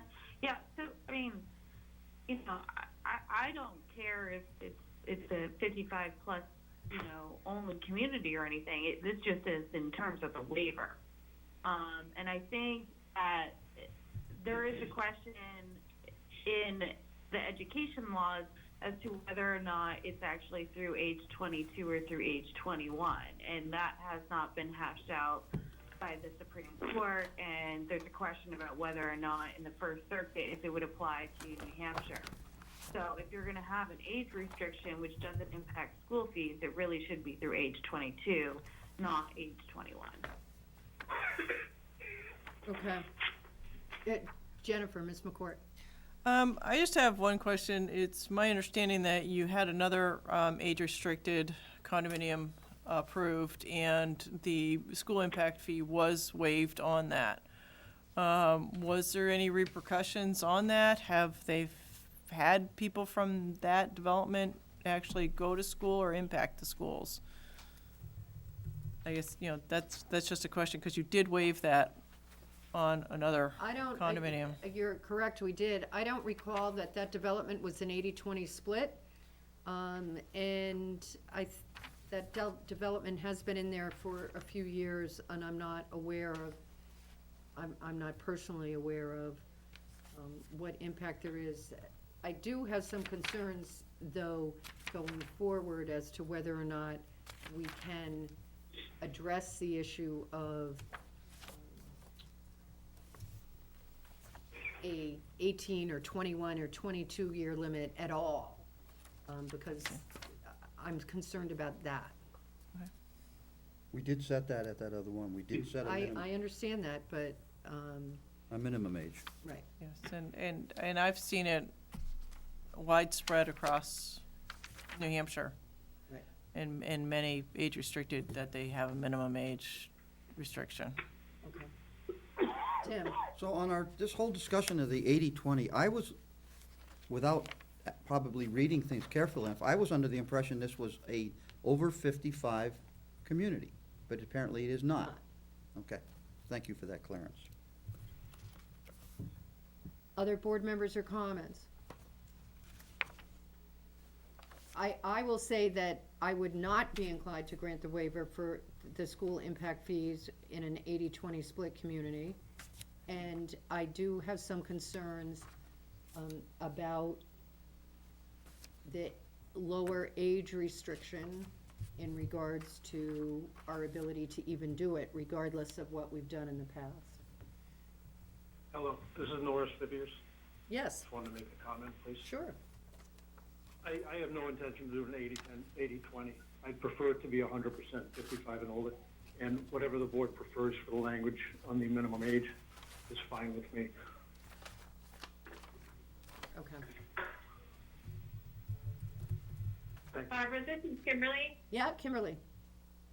Hi, I'm not in support of the waiver either. I just have concerns that we end up having to enforce something, and just because we did it on another parcel doesn't necessarily mean we have to do it the same every time. And I think I brought this concern up before. It just becomes an issue of enforcement, and I don't agree with this. Other comments from board members on the waiver? The applicant has indicated it would not be an 80-20 split. It would be 100% 55 and older, one person 55 and older. So Barbara, this is Karen again. I don't know. I mean, I think that there's too many what ifs in the law personally to, you know, say whether or not a student would be able to live there. There's too many what ifs if, given what Attorney Mullen talked about the Caretaker Act and that being utilized. I mean, to be able to say that I would be fully in support of a waiver. Okay. Other comments from Can board I members? just, Yes, Mr. Villiers, go ahead. now this is Dan Muller. Can I Oh. just respond just briefly? Yeah?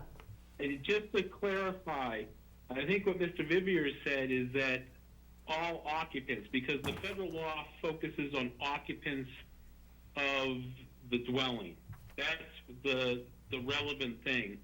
So if you change it to 100%, 100% of the people who occupy that, as a general matter, would be 55 or older. You would get rid of the other language in there because it wouldn't be necessary. You would have something that says all occupants have to be 55 plus. Again, I do recognize the ADA is out there. You know, in terms of impact there, likely if you have a caretaker who is younger than that, they're probably doing that as a full-time job as opposed to something, you know, going to school. But that is it's a rarer exception to the rule. The general rule here would be everyone would be 55 plus who occupies any of those units. I have a question, Barbara. This is Norris. If I could just weigh in on this, please. Yes, sir. Dan, no, there was a misunderstanding. When I'm saying 100%, I'm saying 100% with one person or more being Okay. Being 55. But even that said, we're dealing with a remote possibility. If you put a minimum age of 22 years old, we're dealing with such a extremely remote possibility that it's some obscure law or something that one person finds their way in there. The unlikeliness of that, and to require that 46 or 42 units pay school impact fees for the remote possibility that maybe possibly by some weird, strange act that would require that one person might go to school.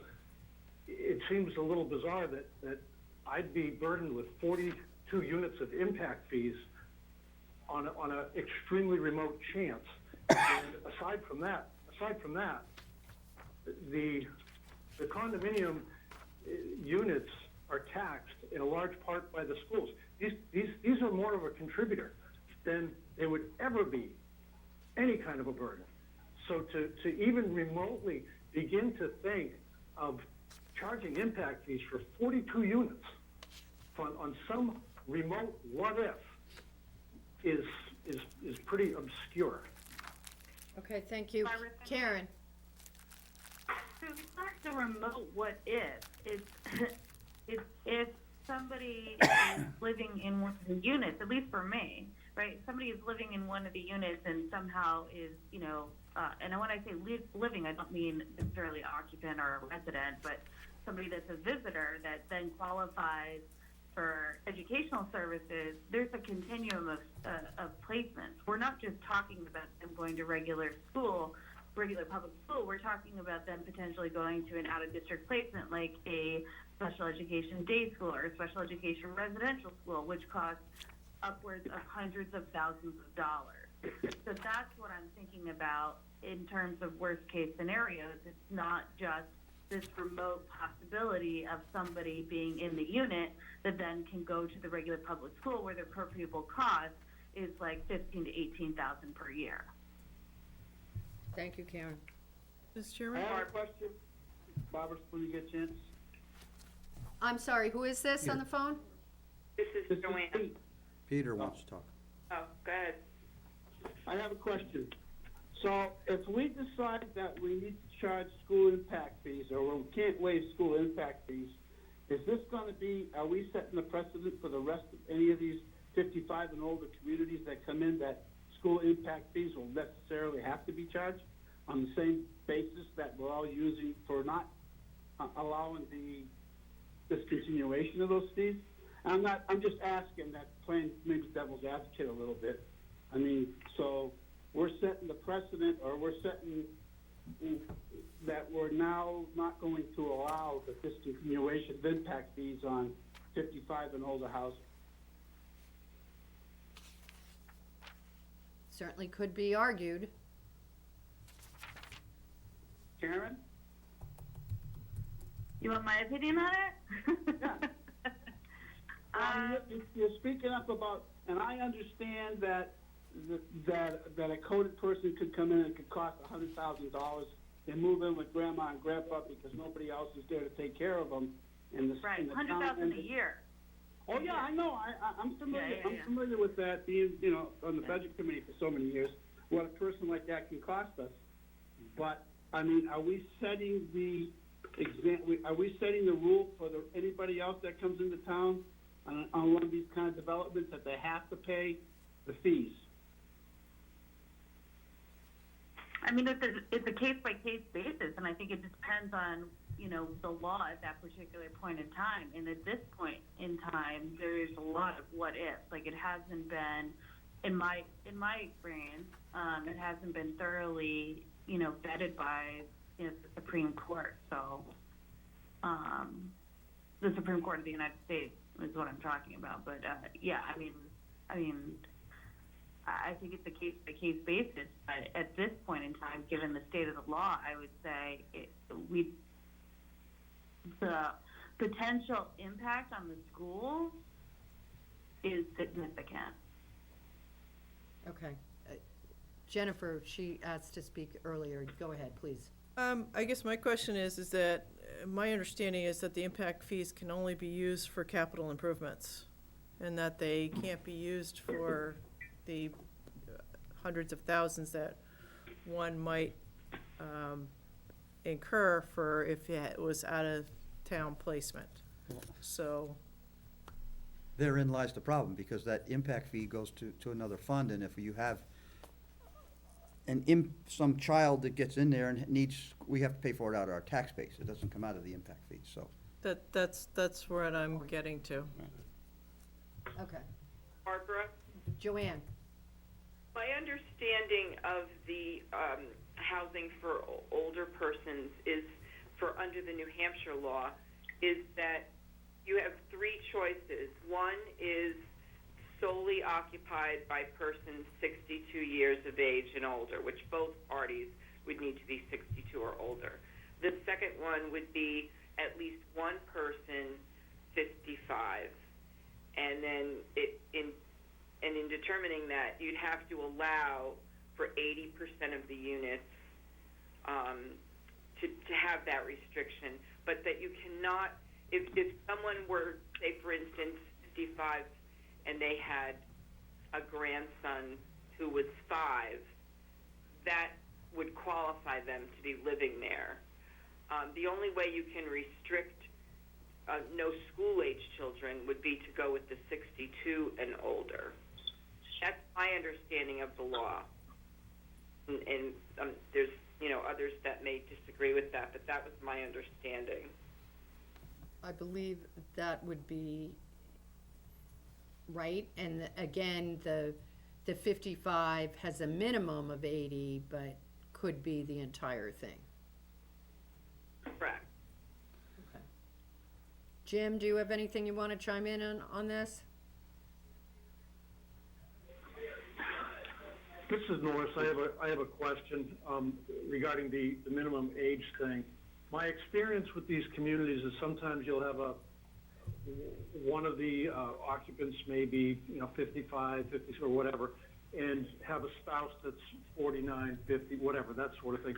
What I'm trying to avoid is there a way that we can get those people in there without risking having somebody in there that's gonna be under the age, or of the school age that could potentially create that liability. Because I have no intention, and the other, I have no intention of, I don't like the 80-20 thing. People who buy in age-restricted communities want to be in an age-restricted, they don't want to be around kids.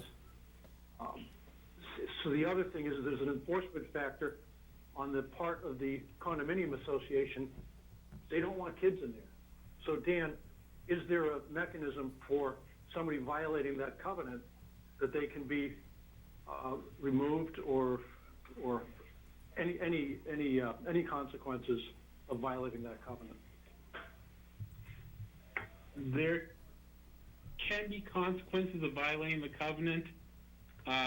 There have been some of these where people have gotten themselves into trouble with either the federal housing people or the state people because they haven't been particularly diligent, and therefore a majority of these communities, they do. It would be a violation of, number one, the condominium declaration. You could bring an action under 356B15 against the person to enjoin it. You could also get attorney's fees under the statute for that. There would be additional enforcement under this to the town if they thought the association wasn't doing it. Basically the same sort of right to enforce that would be you have to abide by the covenant. I mean, it's the same thing with any condo requirement in the instruments that if you don't, then they can bring an action against you to force you to stop. And again, there is a self-interest here, because if you do not enforce it and you get too far afield, you may invite an age discrimination complaint and involvement from either the federal or state authorities, in which case it would be against the condo association. So again, there are enforcement mechanisms. You can enforce that covenant against people who violate it. That's the whole reason for putting it in the condo declaration to begin with. Okay. So I guess the question becomes, is there a way to protect the town from the potential liability? And how do we accomplish that to make this planning board comfortable that we're not gonna hit that? That's not gonna become an issue for us or the town.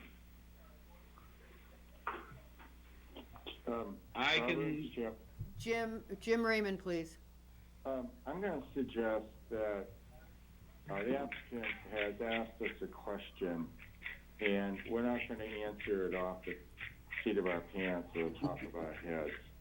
I understand the issue. I'm going to need time to think about that. I'm looking as we speak at the fair housing statutes, and they're not entirely clear, but I'm beginning to see a solution, but I'm not going to propose it now. I think we've heard the arguments. I think we need to take this to the next meeting.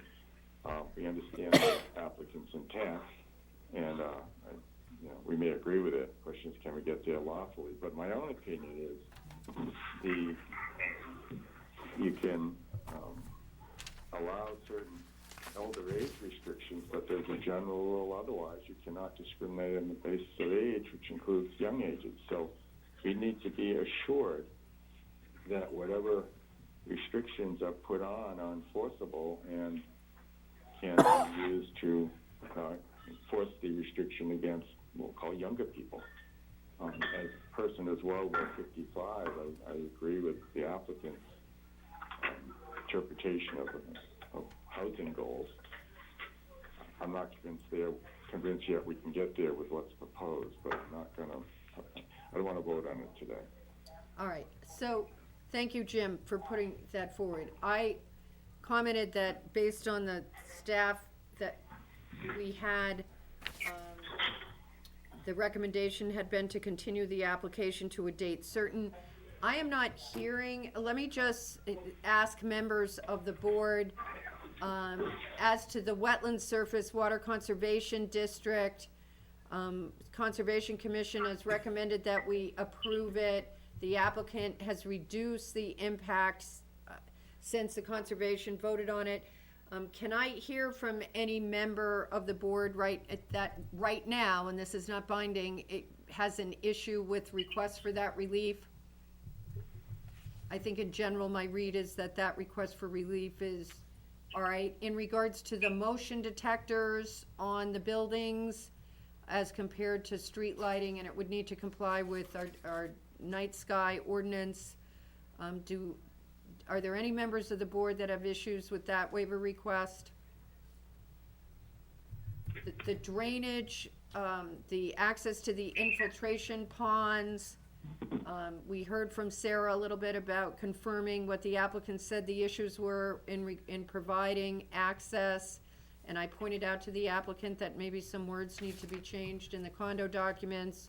Do I have any members that have concerns in regards to the waiver request for access to the infiltration ponds?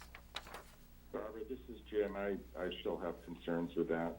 Okay. Partially for the reasons I stated earlier. I'm not convinced that the remedies that have been suggested are sufficient to protect the public interest in the operation of these All right. drainage systems.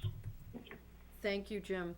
And we've just had a discussion in regards to the impact fees, which has been brilliantly pointed out. We are not about to resolve, especially given the circumstances of our discussion and what we have before us. So For the record, Barbara, you're being too kind in your adjectives, but all right. Jennifer? There's the fourth waiver regarding the closed drainage system. You mentioned that, Barbara. I think I sort of lumped the closed drainage and the infiltration to get access together. Okay, because they're But two just separate. specifically, does anybody have any issue in regards to the closed drainage system waiver request? I'm not hearing any, Jennifer. Thank you for pointing that out to me. Oh, thank you.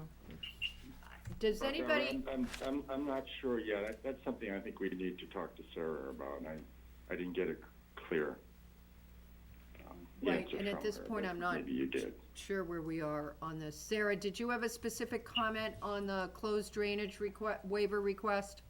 We talked about the infiltration ponds, but I did not ask you about the closed drainage. Actually, you kind of did at the beginning. I commented on it when we first saw these plans, and then after meetings with, it was really like the fire department's comments about how curbing can be a hazard to like limiting their access. Right, okay, you did The say that, road. thank you. And as to the infiltration pond, you still have problems with the access and want to point out where the parking is gonna have to occur if maintenance needs to happen, thank you. At this time, as this was a noticed hearing, I'm going to open the public hearing for map 5, lot 60. There are no members of the public here present in the room with us tonight. If there's anybody who has a comment on this application, I'd ask them to call in, and if they're on the line, to hit *9. Do we have any members of the public that might want to make a comment by calling in? I don't see anyone pressing *9, but everyone's unmuted, so they could also speak up as well, but I don't see anyone raising their hand. Is there any member of the public who's not part of the applicant's team or a planning board member who'd like to speak on this application? Hearing nothing, I'm going to close the public hearing, subject to reopening at a further date. Joanne? Before you do that, since Mr. Pernaugh is on the line, do you want him to just briefly go through his traffic memo?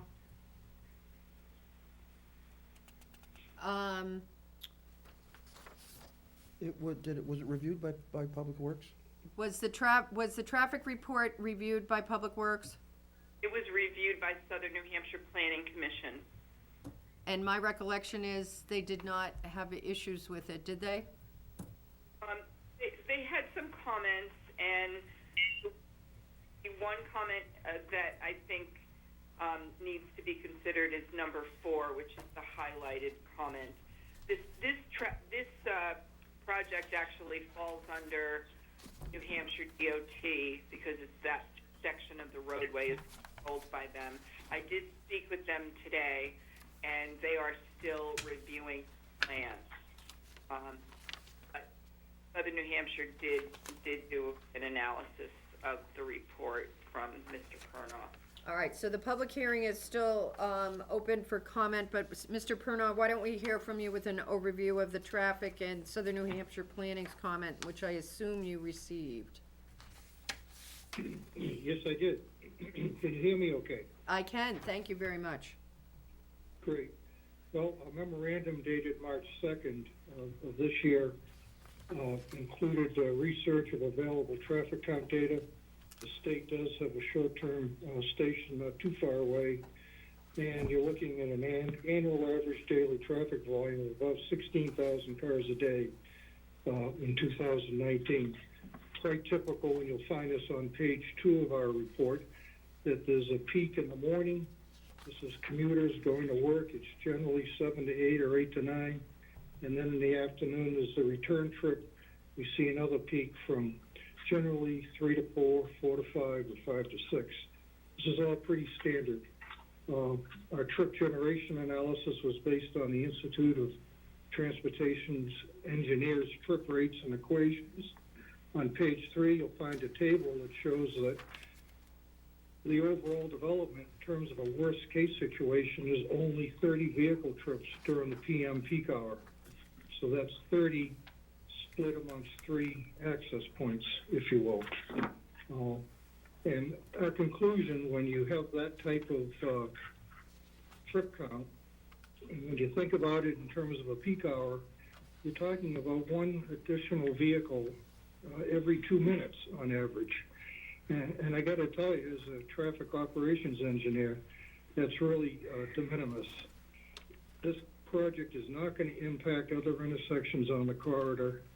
As a matter of fact, daily variations, just from one day to the next on 114, accounts for much greater changes than what this development will create.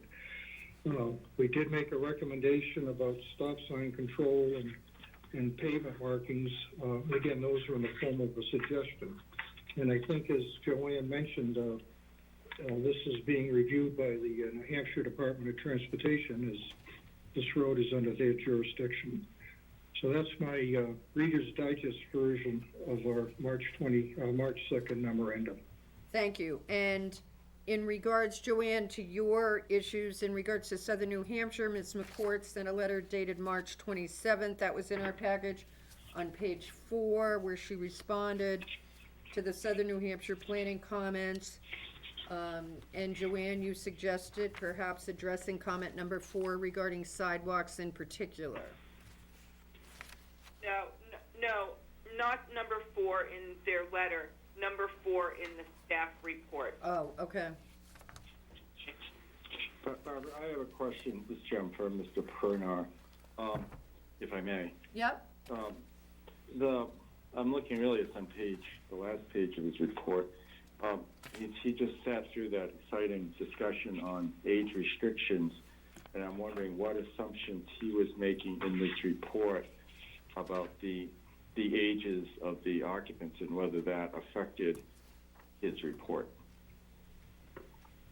The answer to that is that was accounted for in the report. If you look at page 3, table 1, you'll see that we used a land use code that reflects age-restricted housing. And for your purposes, what does that mean? What were the assumptions about the occupants' ages? Well, ITE lumps them all together. If you hang on 1 second, I'll grab a book off my desk.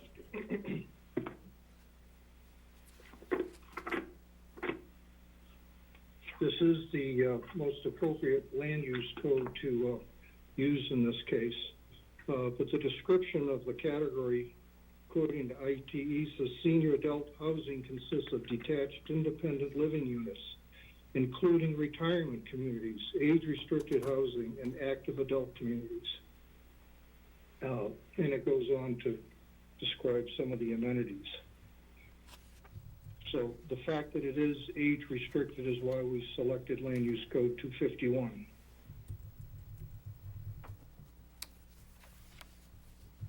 Barry, may I ask one follow-up question? Thank you, go ahead. And I'll be quick.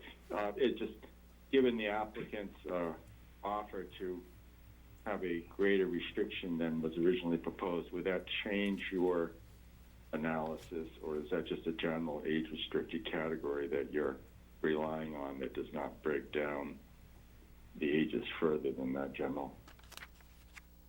Correct. When ITE collects, or comes up with these trip rates, it's based on, a survey of many, many similar age-restricted developments. So there is no distinction about the discussion of that 80-20 split I heard earlier. Obviously, if the applicant is going to propose 100% 55 plus, then, we're certainly covered with that. Thank you. Okay. Yeah. And the other thing, Jim, just to point out, when you're dealing with a peak hour estimate of 30 trips, that's pretty low. Again, random things happen. One day it could be 28, the next day it could be 32. This is an average weekday estimate. And quite frankly, if it was 30, 40, or 50, split amongst 3 driveways, my conclusions would not change. All right, in follow-up to the comment from our planning director into number 4, which deals with, and I think there was a slight reference to it, but not specific, there was a recommendation in regards to stop sign controls and a white stop line. That is now shown on sheet 4 of 20, so they did address that comment. Okay, and what about the 4-inch yellow center line? That, they called that out as an option. They've shown the white line with the stop sign. Okay, and is that sufficient, do you think? Jennifer McCourt, thank you. I actually got a letter back from DOT asking for some minor changes on the plan, and that was one of them, to add in the 4-inch double yellow line, a short section, so that those will be added to the plan. Okay, thank you. All right, so any other questions or comments? Excuse me. We talked about the traffic. Is there any member, I didn't officially close the public hearing, is there anybody pressing *9, not part of the applicant's team or the planning board, who might like to make a comment further on this plan tonight?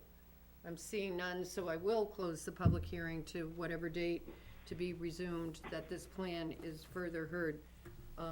Joanne, I do note that on your report tonight, even with the changes, it was recommended to continue this. Do you have a date that you're suggesting? Yes, I'm not suggesting a specific date. It really is dependent on how fast Jennifer and staff could work through the remainder of these comments.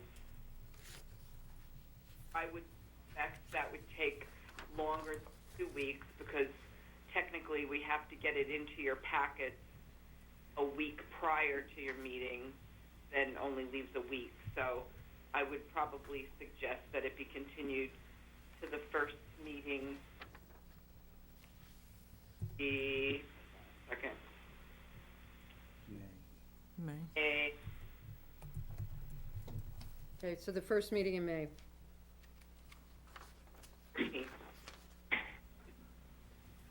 All right. Tim? I'd like to, since we're talking about traffic, I'd like to ask the applicant some questions about what we discussed tonight. We talked about how you were requesting to get away from the vertical granite curbing. Yes. Because if people park in the road, it's gonna restrict the fire truck movement. Was that your statement? That was one of the reasons that came from the fire department. My main reason was because of the elevation challenge and the drainage structures that I would put in that would impact the endangered species that are around the site. Well, my concern is that if people are likely gonna park in the road, and there's only a single parking space in front of each of these units, where is all the extra parking for visitors and other people when they come to visit the people who live in these units? And how is that not gonna have an adverse effect on traffic or emergency traffic that wants to get in and out of this project?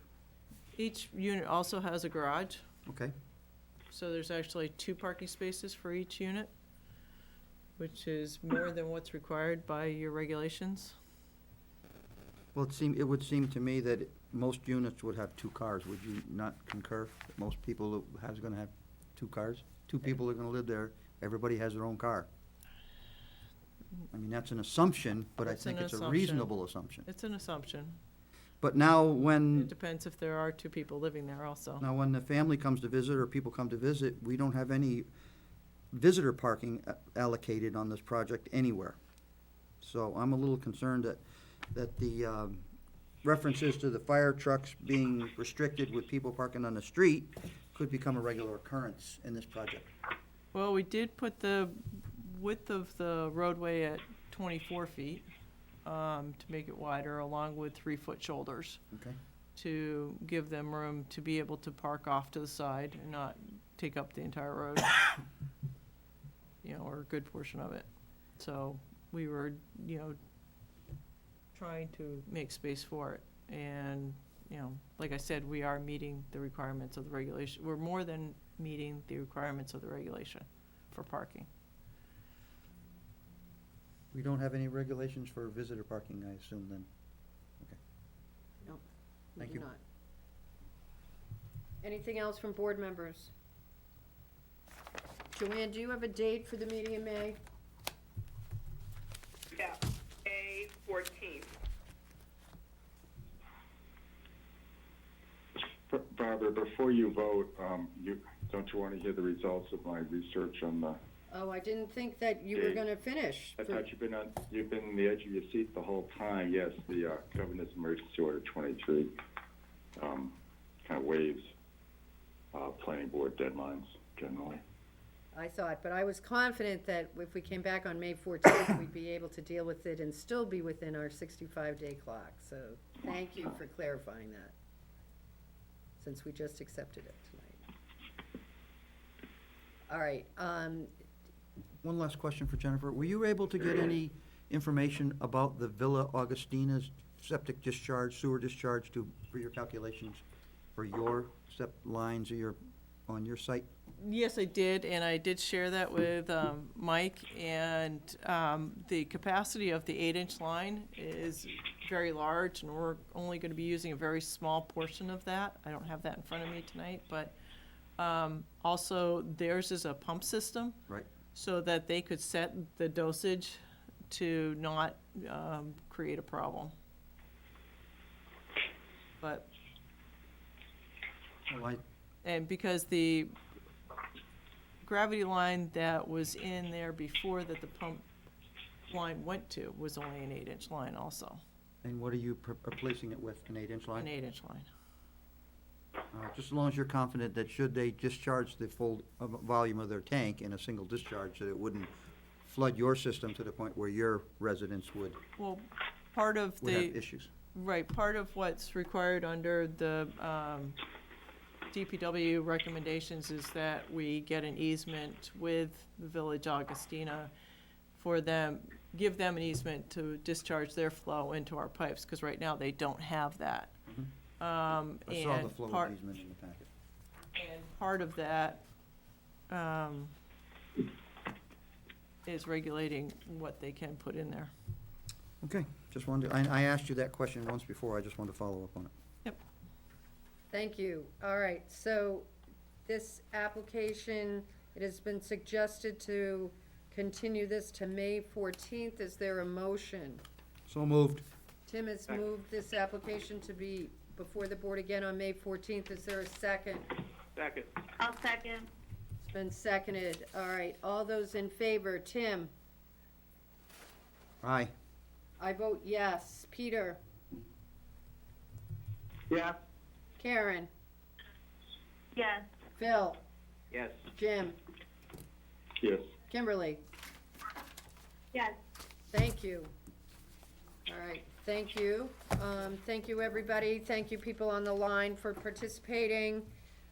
This application will be back before us on the 14th of May. Thank you, Jennifer, for coming in and dealing with the wind in our parking lot. It's not our wind, it's God's wind. It's our parking lot. It may be everybody's wind, but there you go. I heard it was supposed to get, Well, thank you very much for Winning. making the effort to have these meetings during these trying times. I appreciate it. all right, the next item on our agenda is, sort of other informational. This is a discussion with the school district on the Glen Lake Addition project. There will not be anybody here in the room with us from the school district. They should be online. Scott Gross should be joining remotely by phone, and Dan Tatum should be joining remotely by phone. Gentlemen, are you with us? I'm here. Who's that? This is Scott Gross. I'm here as well. Okay. Yeah, and this is Barbara, this is Jim. Before we begin, I've got a note. I am the school district moderator, but since this is something we only comment on, we don't approve as a governmental use, I'm not going to recuse myself unless I get a strong feeling otherwise. All right, thank you for clarifying for the record for that, Jim. All right, gentlemen, who's gonna take us through this? And do I understand that if you're looking at this on GTV, you should be able to see the plan? I could not. This is Dan Tatum. I'll be doing the presentation for the SAU tonight. Just want to confirm you can hear me. We can, thank you. Okay, thank you. I represent the school. I work for Stantec Consulting. We've been the engineer for the Goffstown School District for a number of years now. And Scott Gross also introduced himself. He is here to field any questions that I may not be able to answer. What we're proposing to do is located at the Glen Lake School. All right, before, thank you, Mr. Tatum. Before, do I understand that a PDF was provided and that you can see it displayed on GTV? I cannot see it for whatever reason. I've tried on several different phones and on my computer, and I cannot get logged on. But I have the plans in front of me. I've been listening for the entire meeting, so I kind of understand how we're doing this. I should be able to talk the board members who are both remote and in the room through the plan pretty quickly. All right, I have been told that nothing was provided to GTV. We need to get that straightened out for the future. Joanne, do you know anything about that? No, I was under the impression that because we were doing it this way, that we couldn't show anything. But now that I'm aware of that, I'll make sure they have everything they need. Well, the list I got from planning staff as to who was gonna be here and who participating very clearly says PDF will be provided to GTV to display on overhead screen, and that came from planning. All right. So, all right, so, sorry, Mr. Tatum, back to you. Okay.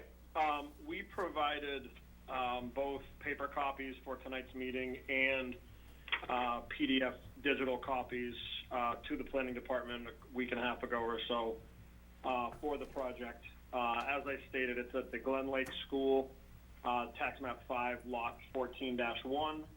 And what the school district is proposing to do is to add a modular addition that is approximately 65 feet wide by 98 feet long.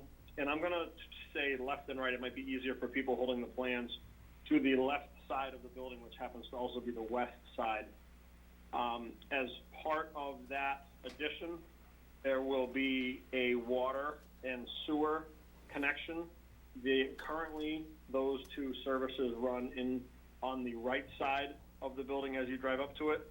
We're going to be extending both of those services along the front of the existing school and then they will both turn 90 degrees and turn into the side of the new modular addition. The septic tank will be sized, and the septic line will be sized as if the 4 new classrooms that will be in the addition and 2 bathrooms, as if they were full of the maximum capacity. So we've sized the septic system for 100 people to be in that addition. However, the school's intent is not to add 100 extra kids. It's to spread the children and the staff out appropriately and have a reasonable amount of room in their classrooms and in their facilities. So we're not planning on an increase in students, we're just spreading them out. However, if the school ever does increase and they want to put more either teachers, staff, or children in that building, the septic tank has been sized for the maximum capacity of that building. Likewise, the water main that we have brought across the front of the school into the side of the addition is a 6-inch ductile iron main that has been reviewed by Village Water, and Lee, who's the superintendent over there, has reviewed the plans and will be part of inspecting the installation of that water main. Also, the fire inspector has reviewed, given us his comments, and we've taken care of all of his needs as well. As far as the fire flow, the building will be sprinklered. It will come from the pre-manufactured company without the sprinkler system in it. The sprinkler system will be put in by a local contractor, and then potentially a acoustical or pre-hung ceiling will come down off the existing ceiling to hide that piping. That's still up in the air. There's been a new extension to the fire lanes, both front of the building and to the rear of the building, and they're labeled no parking fire lane on both of them.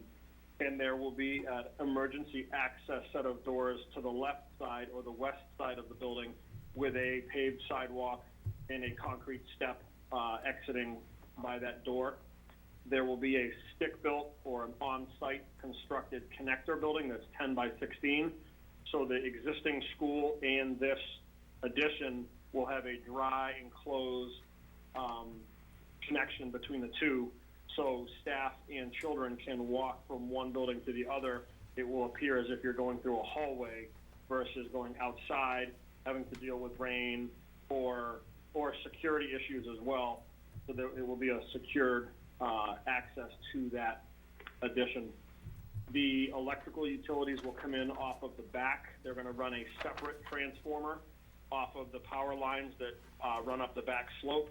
They will run secondary power underground to the back right corner of the addition, and the interior electrical will be coordinated with the typical or the usual electrician that the school uses.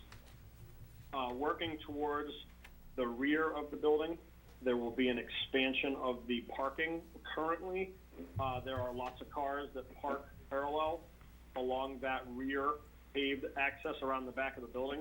So this will increase some of the parking slightly, but I think it will more so organize the existing parking that's there, and there will be diagonal parking provided to the rear of the building. To accommodate that additional parking, we'll be pushing the earth slope back up the hill slightly towards the tree line and towards those the utility lines. We have notified PSNH of the work. However, we are not working inside any of their easements, so we do not need any permissions or permits from them. Same with the Wetlands Bureau. We are not proposing any wetlands impact. No permits are needed. And the septic system connection, like I said, we're not expanding the use. So the existing leach field that's out in front, down by the main road, we're not expanding the field. We're only connecting the new building to the existing sewer infrastructure. That has been approved, and we do have the DES permit for the alteration to the existing system. Going back to the parking, along the rear of the school, I noted that there will be additional parking spaces. The diagonal spots, there's actually 13 of them. There's also a turnaround which has been approved by the fire department, so a fire truck can drive all the way to the rear left corner of the addition, and then they would only have to back up that 97 feet. They could do a 3-point turn, and up against the hill, there's a full turn around, almost like a hammerhead, and then they can drive back out. The pavement back there, once the additional paving is done, the remaining paving will be overlaid, so it will basically look like a total new parking area. And the same with the front of the school. We're going to be chewing up those sidewalks pretty good with the installation of the water main and the sewer main. So rather than patching and having a network of patches, the school agreed to remove all of that existing paving along the front for the sidewalks and remove and replace that. So that will be basically an all new sidewalk access as well. We show on the plan some temporary fencing that basically cordons off the rear corner of the school on both sides of the school. And this was all designed before the school was shut down due to the virus that we're all aware of. So on the first couple of days when Neville was out there a week or so ago, they had some people that were using the school as a roller skating area and a hiking area, walking area, and it was not safe.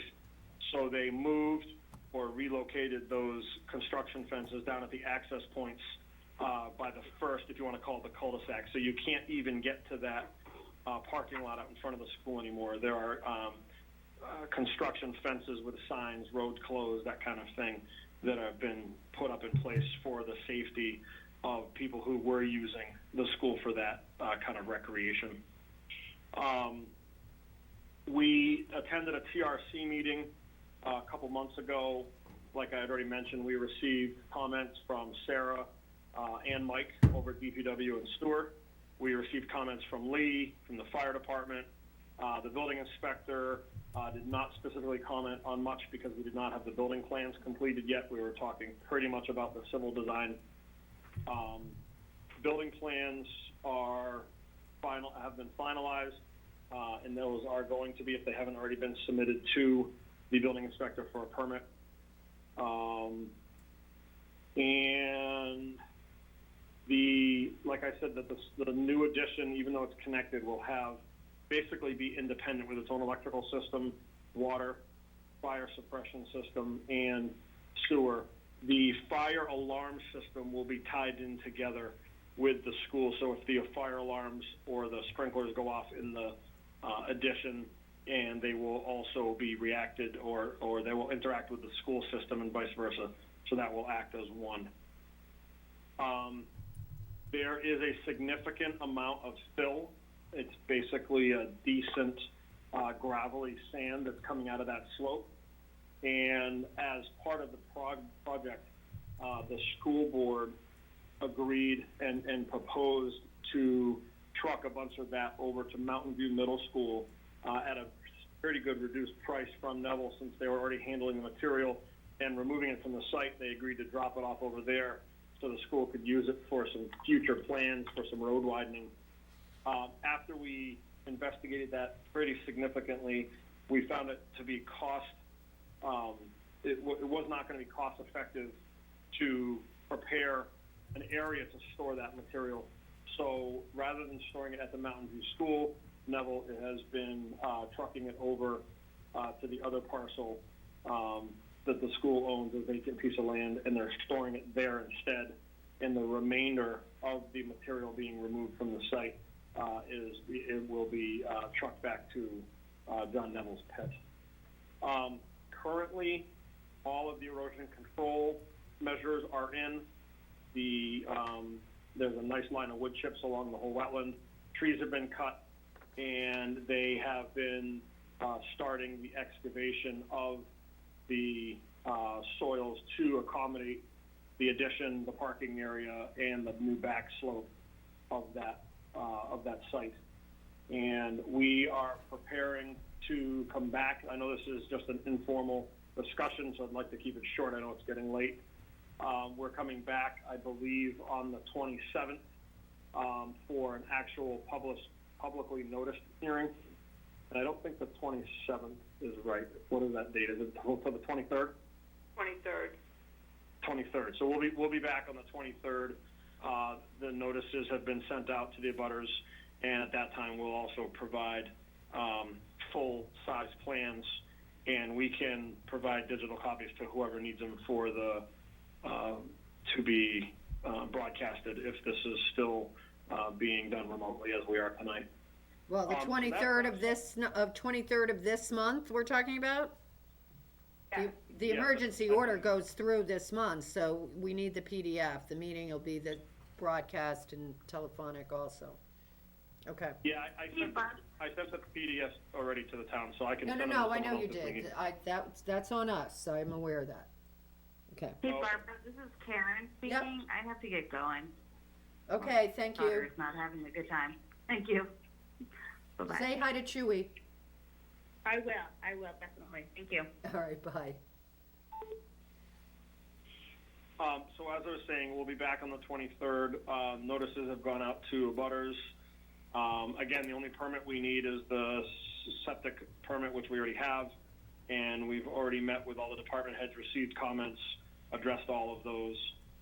So unless I don't believe I missed anything on the presentation, I'd be glad to field questions or comments from the board members or from the public.